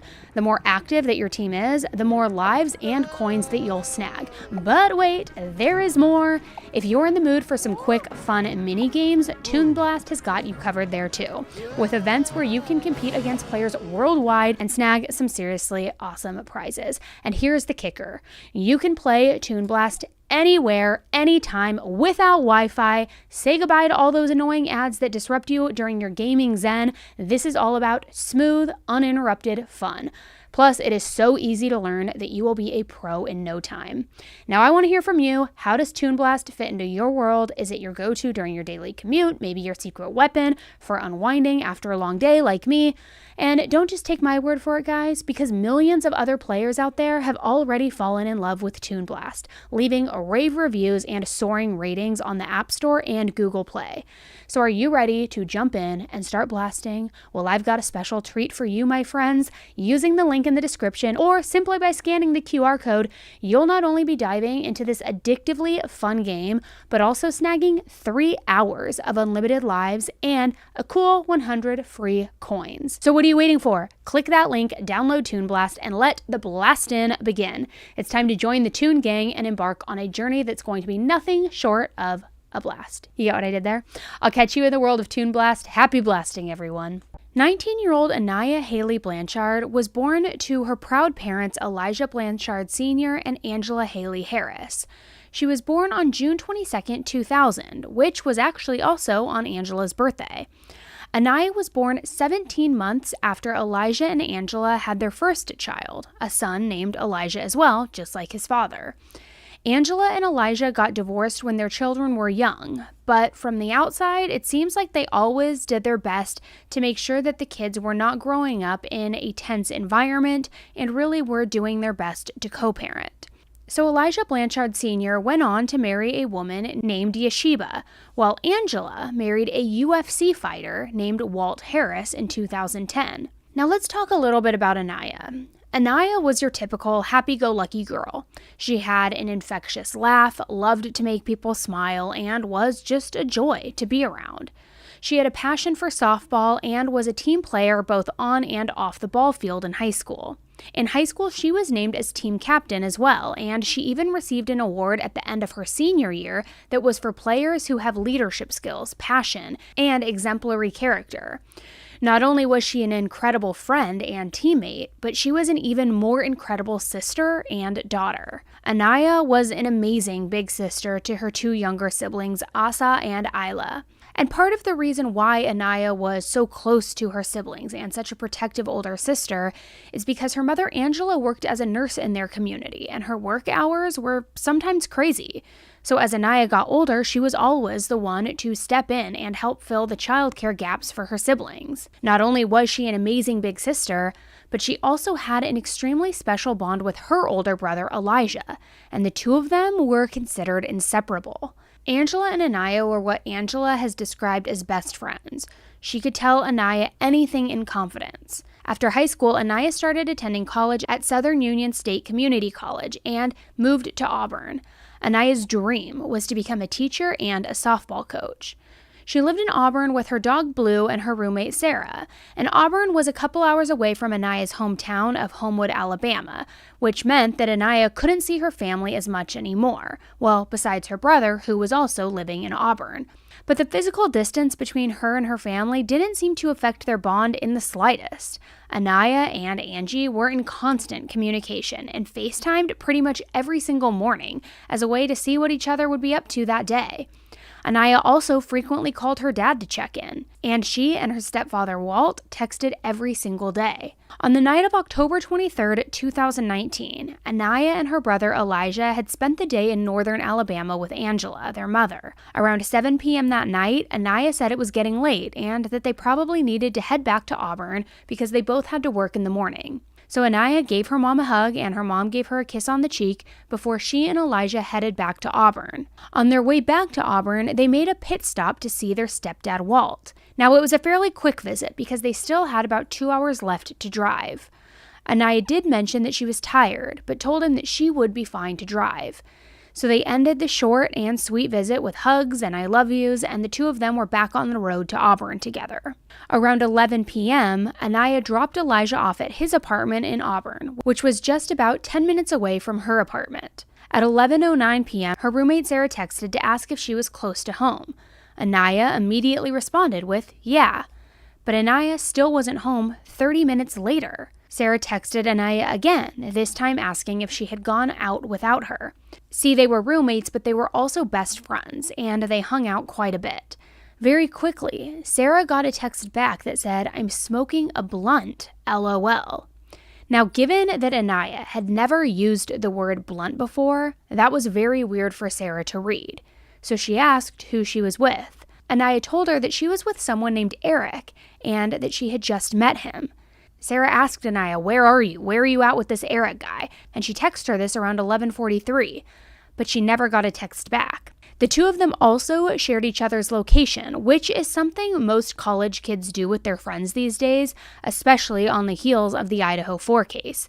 I think it's become even more common for college kids to share their location and tell people where they're at and what they're doing just as an extra precaution and safety measure. Now, we know that the Idaho case happened at their home, but in general, I truly think it has rocked the sense of security for a lot of college students and for parents as well that have sent their kids so far away for college. So it's not uncommon for college students to be sharing their location with each other. Now, when Anaya was sharing her location, we obviously know it was well before the Idaho case took place. However, Anaya always had a deep fear of something bad happening to her, like being kidnapped or murdered, which is why she and Sarah shared locations with each other regularly. So when Sarah checked Anaya's location, it showed that she was at another nearby apartment complex, which was a place where a lot of the students lived and hung out. So Sarah ended up just going to bed, just assuming that she would talk to Anaya in the morning and hear about this new Eric guy that she hung out with and get filled in on the night before. But when Sarah woke up the next morning, she went straight to Anaya's room to hear about her night with Eric, but to her surprise, Anaya wasn't there.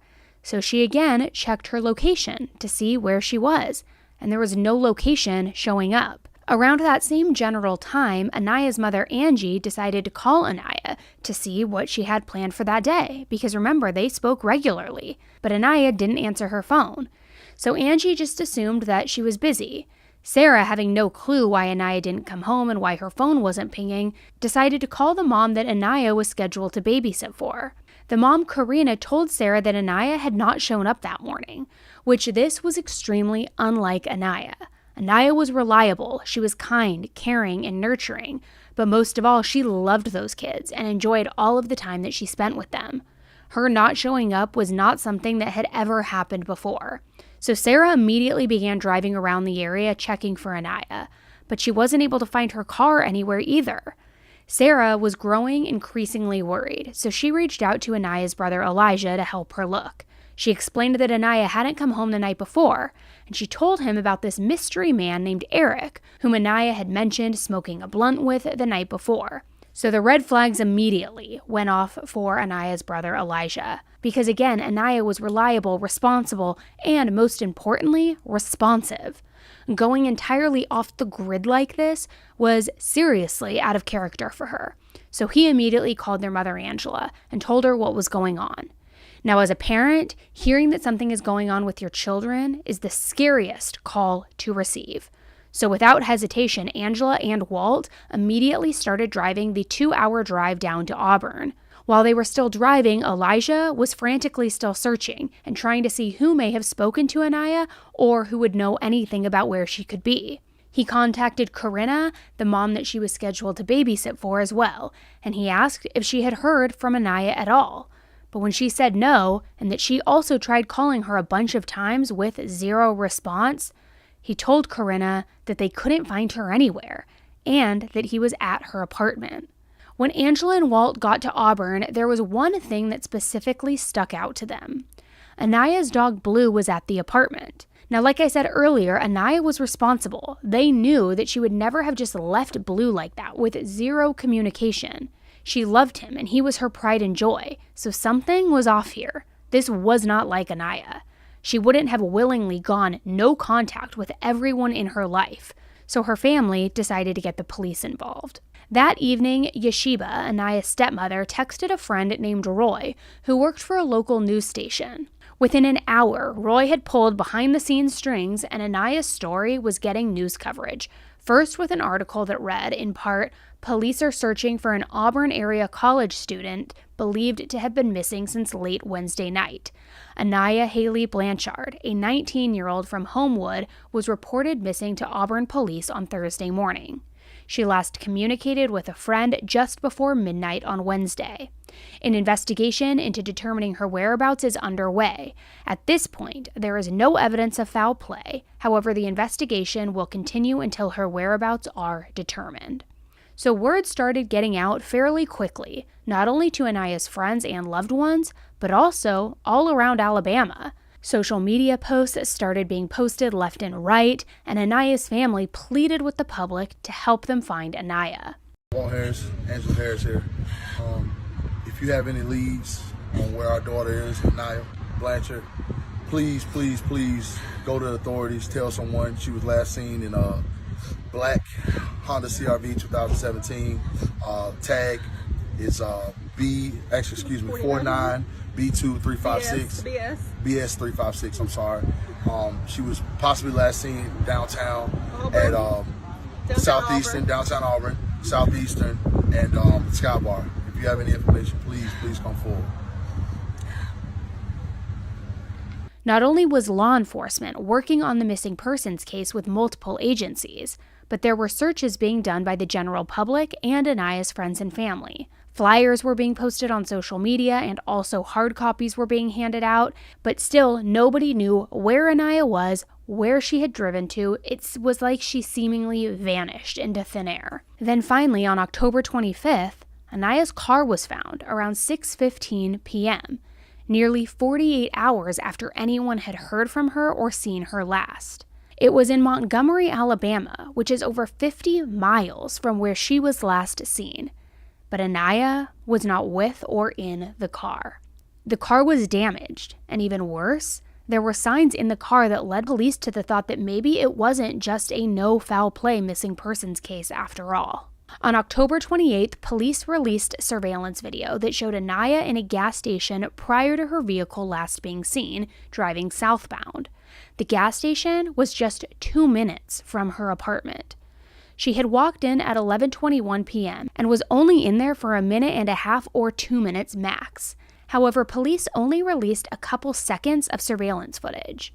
While in the gas station, she bought a drink and sour cream and onion chips. On October 30th, when it was completely clear to law enforcement that something more sinister had gone down, it became a much larger search in terms of organizations and agencies. The Department of Homeland Security, the FBI, and other top agencies became involved in the search for Anaya. On October 31st, law enforcement shared with the public that they no longer believed the disappearance of Anaya was a non-foul play disappearance. In the car, they had found blood that was, in their words, indicative of someone suffering a life-threatening injury. The public was desperate to find Anaya. Not only was everyone extremely worried for her, but their sense of security was completely shaken. Anaya didn't have any sort of beef or any altercations with anyone. She was someone who brought people closer together. So something happened to her, and the suspect was still unknown and was still on the loose, which was absolutely terrifying to the public. But more than anyone else, Anaya's family was hurting. They still had no clue where she was, but now it seemed as if something terrible had happened to her. Not only were her parents struggling, but so were her siblings. Walt even had to go to 6-year-old Elia's school one day to calm her down because she couldn't stop crying about her missing older sister. On November 6th, 2 weeks after Anaya went missing, police released surveillance video photos of a person of interest. This was a huge turning point in the case. A witness had said that he had seen this man force Anaya into her car before they drove off together. The witness cried during questioning and told them that he felt guilty that he had not said something sooner. He allegedly had walked back to his hotel room and told his wife what he had seen, but his wife had instructed him to stay out of it. By November 7th, they had the name of the person in the photos, and the U.S. Marshals were on the hunt for this suspect. The man was 29-year-old Ibrahim Yazid. He was now considered an official suspect, meaning there was no Eric. There was no mystery person she was smoking a blunt with, a friend she had met up with. That was all a ruse. Anaya had been forced into a car by what was seemingly a complete stranger. And those texts most likely weren't from Anaya either, and more likely were part of a bigger plot and cover-up as to what really happened. Now, Ibrahim was a career criminal with arrests spanning in multiple states. At the time, he was even out on bond for charges of kidnapping and attempted murder.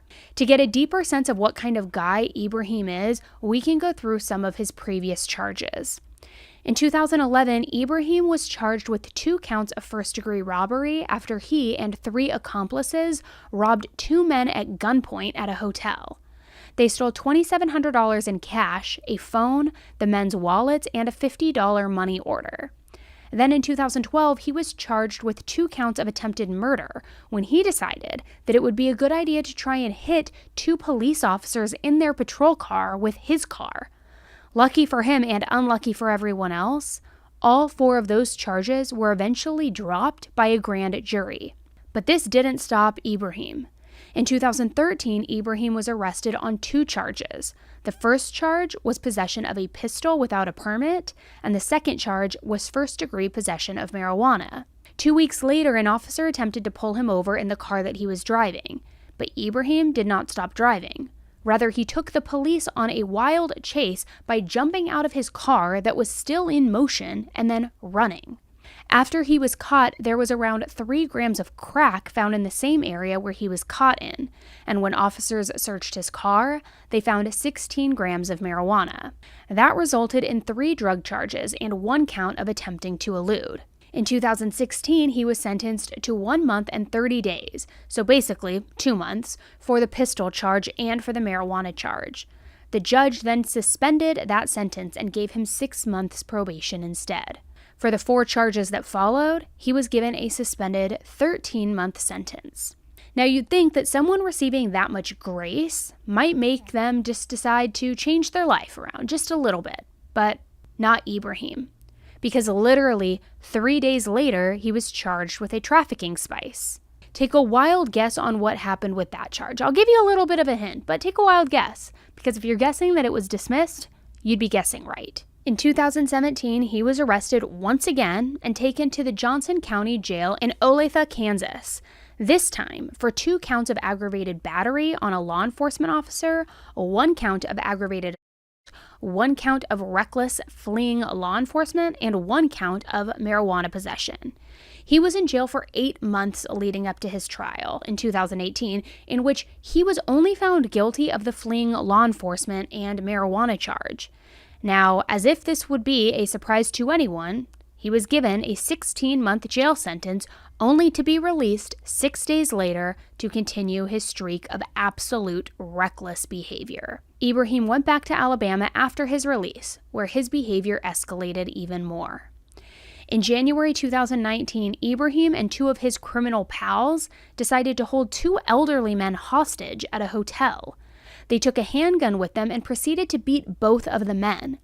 However, most of the focus went to the older 77-year-old man. They beat him up until he was near death and completely unconscious. Then they stole his Rolex watch, his guns, wallet with money in it, and cards, and even the clothing. They stuffed him in the car, and Ibrahim and one of his accomplices headed down the highway.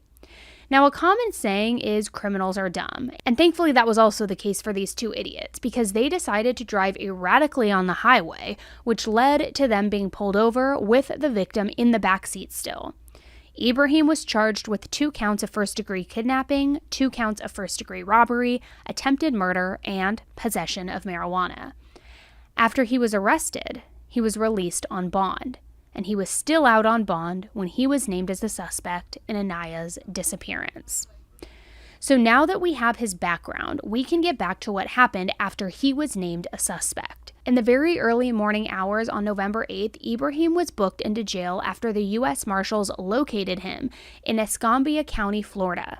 He was taken into custody after a short chase and charged with first-degree kidnapping. He was placed onto a stretcher when he got arrested, and based on his mugshot, we can assume he had to get checked out. After being booked, he was being held as a fugitive in Florida. However, that evening, a judge decided to extradite him back to Lee County, Alabama, after a brief court hearing. Ibrahim is coming in, Your Honor. Right.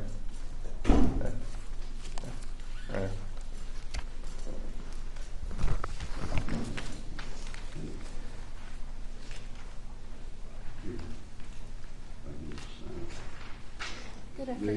Ibrahim had his first court appearance on November 12th, where it was decided that his previous bond would be revoked and he would remain in custody, which, finally, after everything he had done, he finally wouldn't be out and about and free to harm anyone else.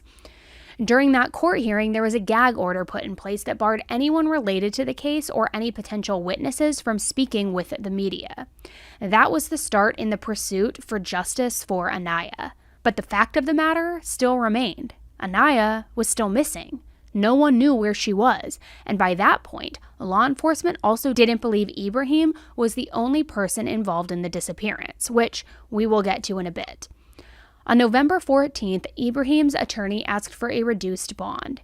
He explained that Ibrahim was in solitary confinement due to receiving death threats, so if the judge granted a reduced bond, he could go to Montgomery County Jail instead, since his bond was revoked for charges that he had in that county. The judge denied the motion, and he did not end up getting that lower bond, which was clearly the smartest choice. After all, he had received a mere slap on the wrist for everything that he had done up until that point, and Lee County was not going to be the one to continue that pattern. That was essentially what was argued in court that day as well. Montgomery County was the reason that he was out on bond when Anaya went missing. That same day, Anaya's mother Angela and stepfather Walt went on the Dr. Phil show. They said that even though they knew that she was hurt in some way based on the blood found, they were still keeping hope that she was alive and out there somewhere. They also did not believe that it was a random attack. The next day, Anaya's father Elijah and her stepmother Yeshiba did an interview that seemed to contradict that. Yesterday afternoon on Dr. Phil, Anaya's mother and stepfather said they do not believe that this was random, that they believe this may have been premeditated. How do you all feel about that? Do you agree?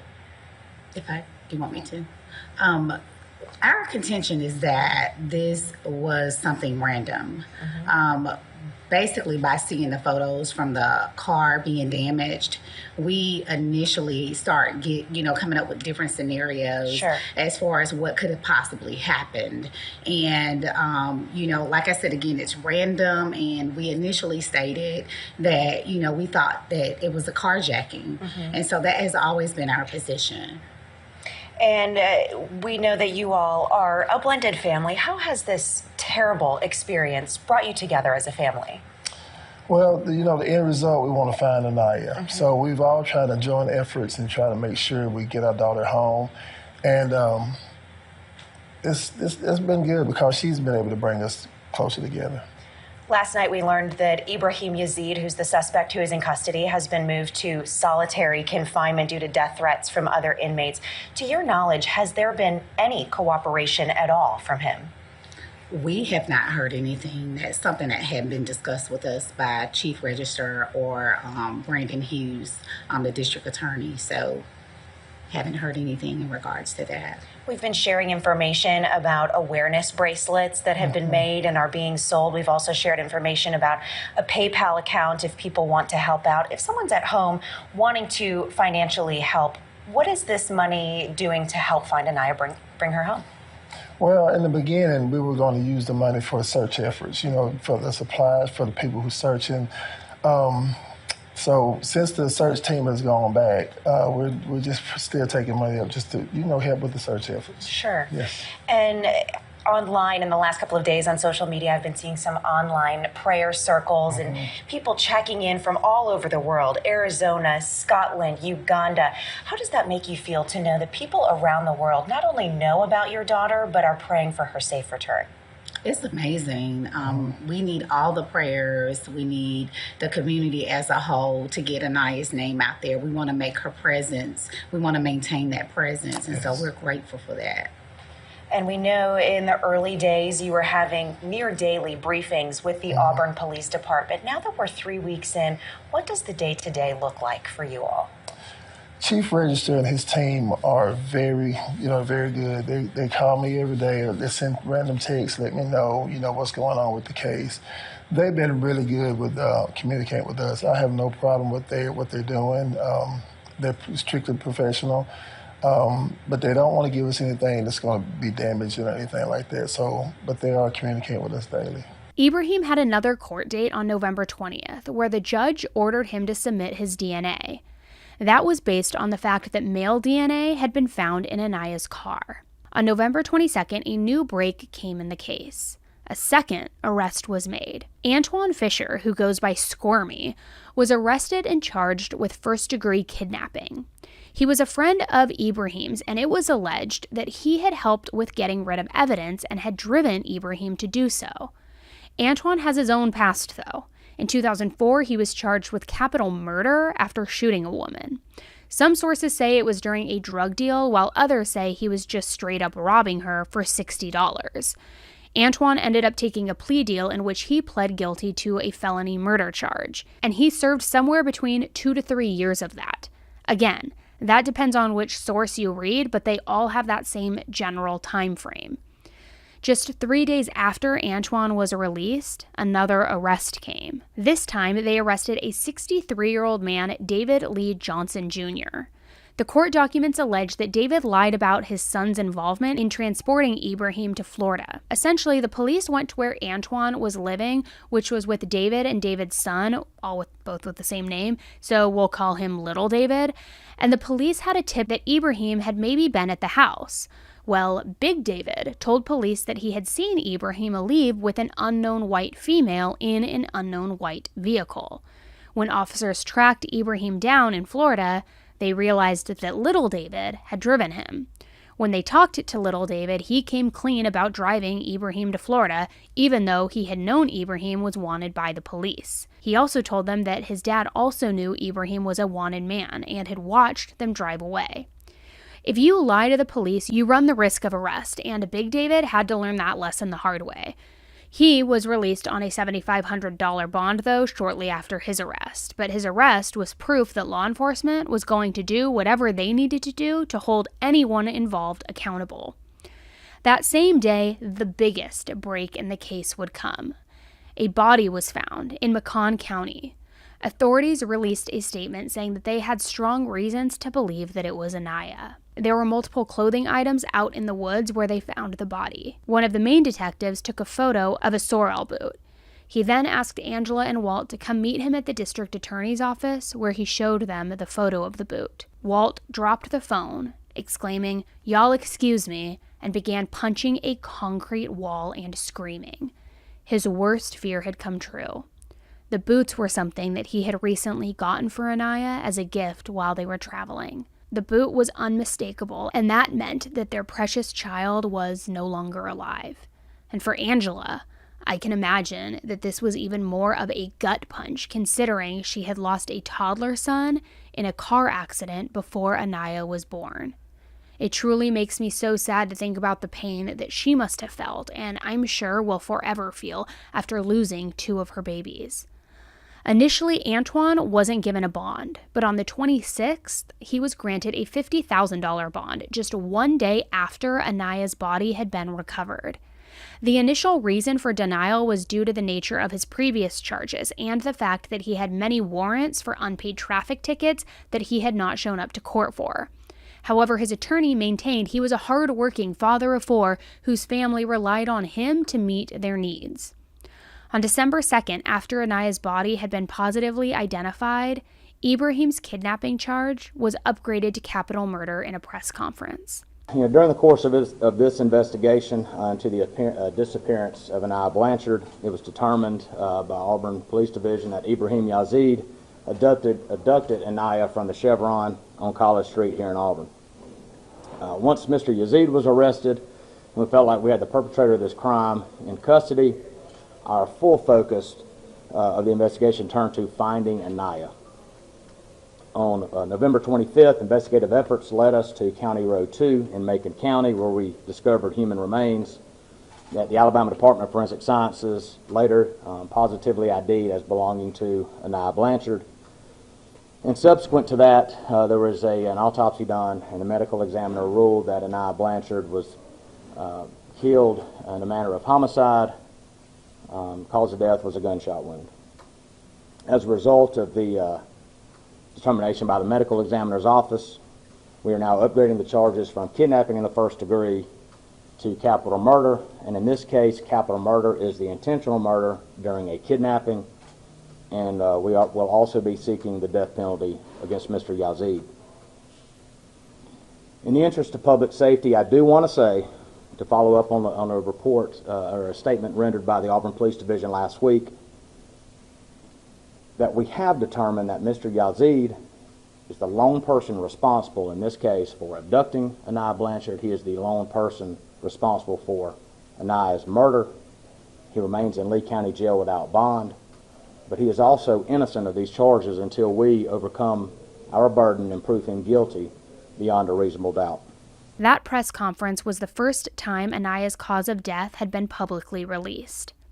Ibrahim went to court a couple of days after that to be formally charged, and he had his own things to say. My right, I got a right too. Well, the capital murder charge that is involved with a death occurring during a kidnapping, the probable cause for that has been amended to state what is on the warrant. Each of them satisfy probable cause to charge you with the crime. The second capital murder charge involves the shooting with a firearm inside a vehicle, and that itself can constitute capital murder, as I'm sure your lawyer has told you. But they don't have no video, no audio of me shooting anyone. That's what I'm trying to see, how y'all want to bind me over on hearsay, but y'all ain't presenting no evidence. And then now there's a whole different statement. There's a whole different convenience store you saying.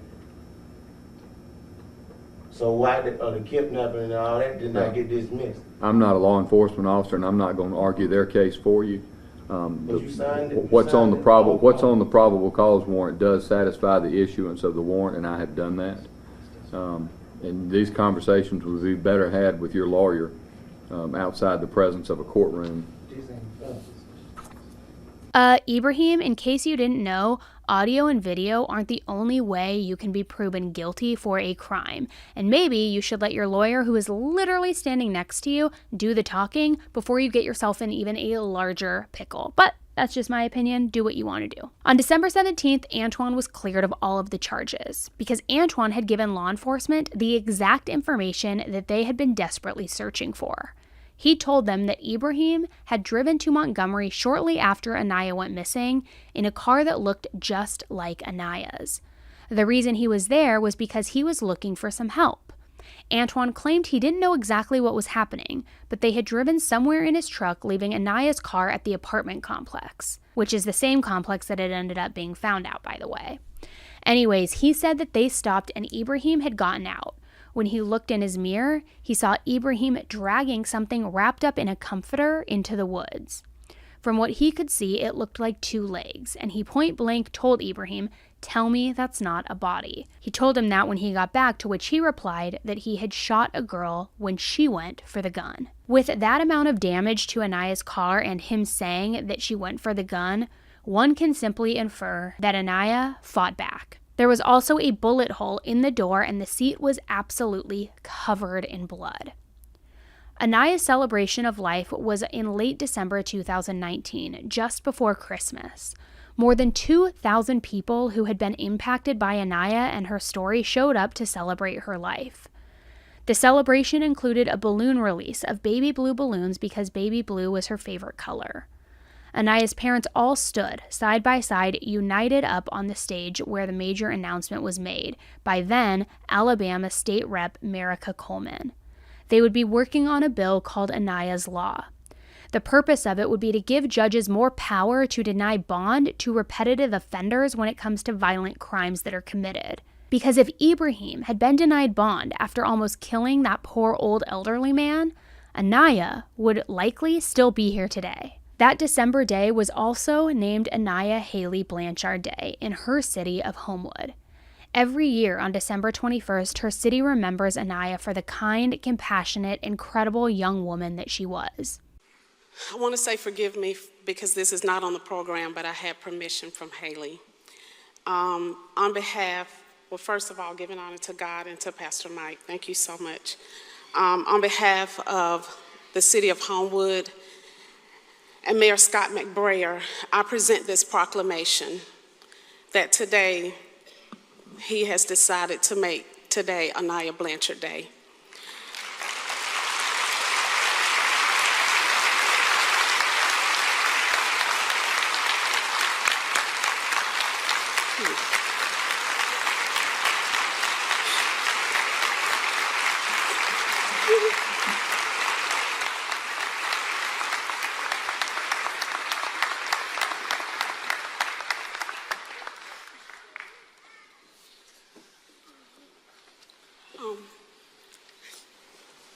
They came to my house this morning and presented this and asked me to present it. So I'm going to read it. So glad the four of you are up here. Hey.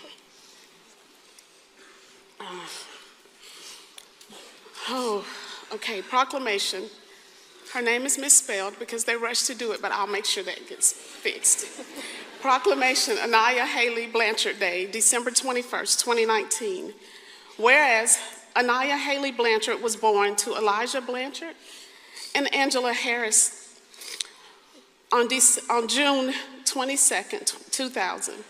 And whereas Anaya Haley Blanchard graduated from Homewood High School in May 2018, where she was a member of the softball team. And whereas Anaya Haley Blanchard enrolled in Southern Union Community College in Watley, Alabama, to further her education, she had plans to become a teacher and a softball coach. And whereas the city of Homewood wishes to recognize and acknowledge the passing of Anaya Haley Blanchard, and whereas the life of Anaya Haley Blanchard is being honored and remembered by family, friends, and citizens all over the world. And whereas the bright light of Anaya Haley Blanchard has forever been extinguished, she will forever live in our hearts. Now, therefore, on behalf of I, Scott McBrayer, Mayor of the City of Homewood, Alabama, hereby declare that December 21st, 2019 be forever known, remembered, and proclaimed as Anaya Haley Blanchard Day in the city of Homewood, Alabama.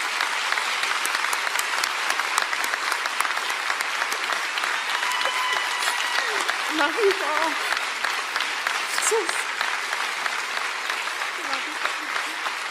The Alabama court system has proven to move incredibly slow, and while that's excruciating for families who are waiting for justice, the wait will hopefully be worth it for all of them in the end. On November 4th of 2022, more than 3 years after Anaya's murder, the case went before a grand jury in Macon County, the same county where Anaya was found. Ibrahim was indicted on 3 counts of capital murder, 1 count of capital murder during a kidnapping, 1 count of capital murder during a robbery, and 1 count of capital murder involving a victim in a vehicle. On March 6th of this year, Ibrahim pled not guilty to all 3 charges. He is still in jail awaiting trial, which could be quite a while. The prosecutors are still going for the death penalty, which will likely add more time to this case. Anaya's family and loved ones continue to seek to turn their pain into purpose. In July of 2020, just a few months after they lost Anaya, Angie started the Anaya's Heart Foundation. About a week after Anaya went missing, Angie heard a voice say, "Mom, please don't let this happen to anyone else." And that is Angie's mission. The foundation seeks to help find missing persons, support the families during such critical periods, share Anaya's story, and also teach classes for self-defense and situational awareness. Anaya's heart is because of Anaya's heart. Anaya had a heart of gold. She loved giving, and she would do anything for anybody, and that's what always stood out to me, was her heart was so tender and so caring. So immediately when I knew that I was going to do something for her in her memory, it was just no question that it was going to be called Anaya's Heart. I would say that Anaya would just always say, it's going to be okay. To whoever she's talking to, it's going to be okay. And that's one thing that just sticks out in my mind right now. When Anaya was missing, immediately someone from Homewood called and said, what is Anaya's favorite color? And I didn't register to me why they were asking that then. I said baby blue. And just the next day, the whole city, state, even country, baby blue everywhere. People just putting out baby blue bows, baby blue lights, just anything they could do to represent her and bring awareness to, hey, Anaya Blanchard is missing and we need to help find her. And that was the way they did it, by showing her favorite color. I want you to understand that Anaya was only going into the store to buy a bag of chips near campus, and then she was gone. This can happen to anybody, anywhere, at any time. Anaya fought for her life, and through Anaya's heart, we will finish her fight. The mission of Anaya's Heart is to bring awareness and to educate everyone on personal safety, to help prevent them from becoming victims of such violent crimes.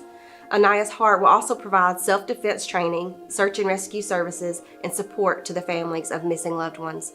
If you wish to fight with us, connect, or give support, visit our website at www.anayasheart22.com. And thank you. On February 23, 2021, Anaya's Law passed in the Alabama House. In November of 2022, Anaya's Law was voted into effect with nearly 81% in support. When Anaya passed away, her family felt that they had lost everything.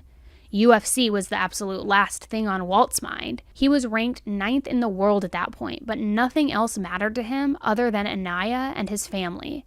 He couldn't even fathom going back to fighting.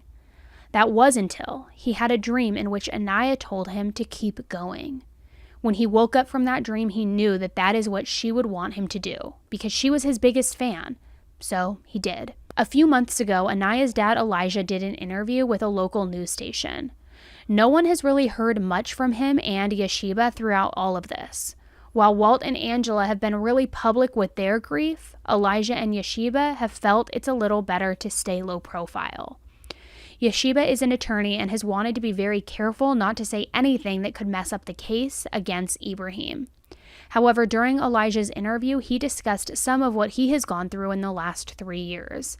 Elijah has had to avoid the internet as much as possible because if he searches his name, Anaya pops up, which is something that is really hard for him.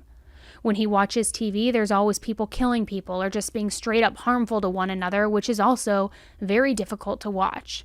Her whole family is very religious and Elijah is a preacher. But losing Anaya in the way that they did is something that has challenged their faith over time. In September 2019, Elijah was a guest preacher and preached a sermon at a church. Anaya went to watch him and was so proud of him.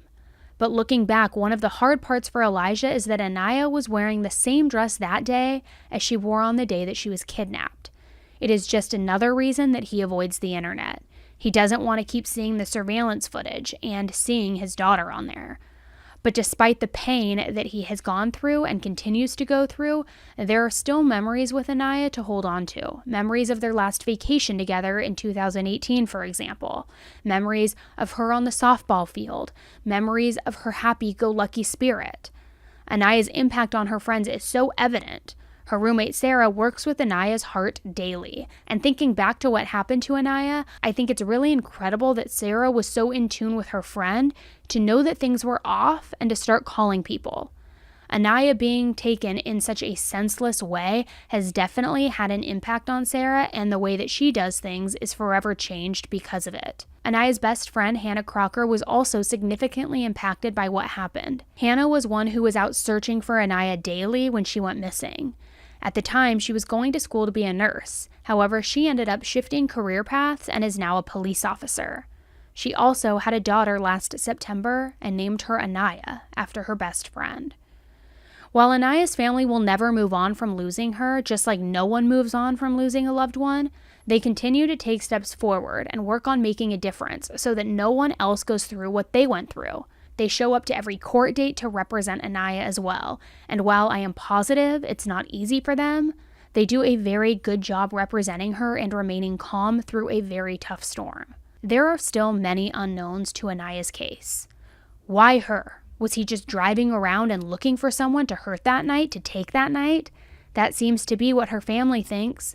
But even though there are still lots of questions, the most important thing is the person who law enforcement is sure to have taken Anaya's life is finally behind bars, being held accountable and not going anywhere anytime soon. And Anaya's memory will live on and help many others. So now that you've heard Anaya's story, I want to circle back to the Carlee Russell kidnapping hoax.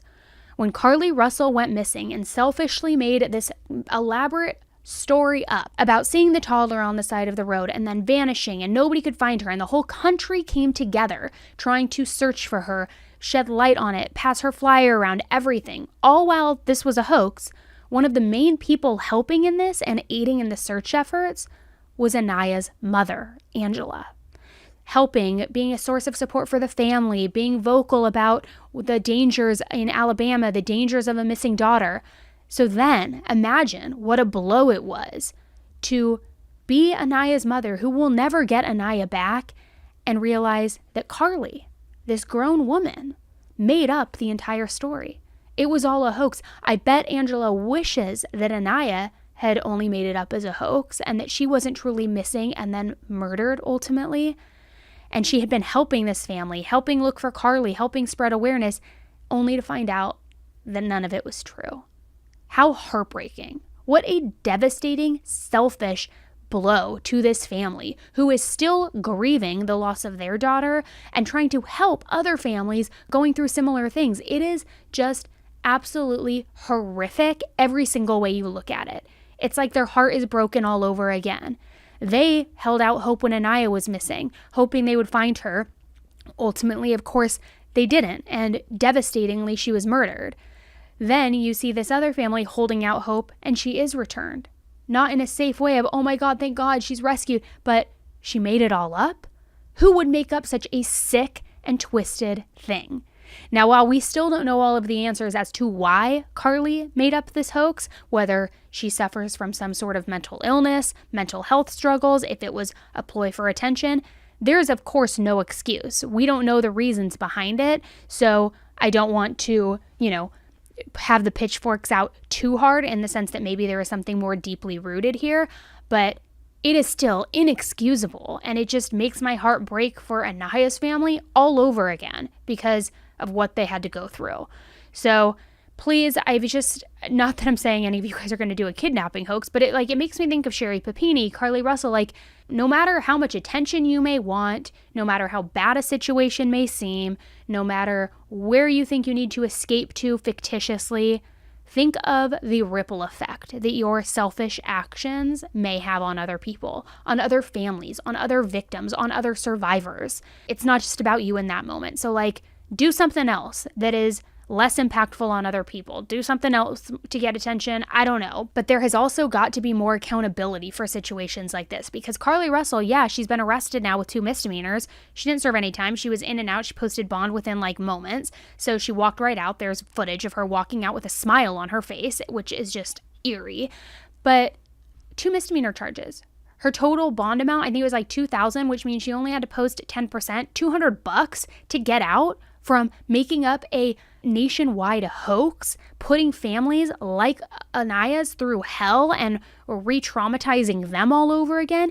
And all you have to do is pay $200 and you're free to walk home and be back with your family and have no real repercussions. Where is the accountability there? We know that Sherry Papini actually is serving time, which is good, but there have got to be stricter laws in place because this is just absolutely unacceptable.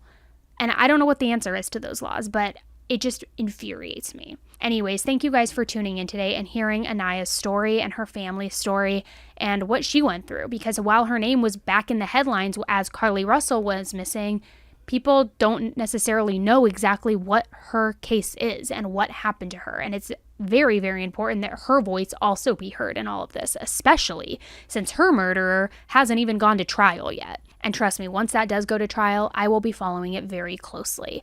And let's just pray that Anaya's family finally gets justice for their daughter. All right, guys, thanks for tuning in. Don't forget to hit that subscribe button and that like button on your way out. That way you will see new videos as I post them. They'll just come up on your feed, whether you're on the computer, whether you're on your phone, wherever you're at. It'll show you when new case videos get posted. All right, guys, thanks again. And until the next one, stay safe.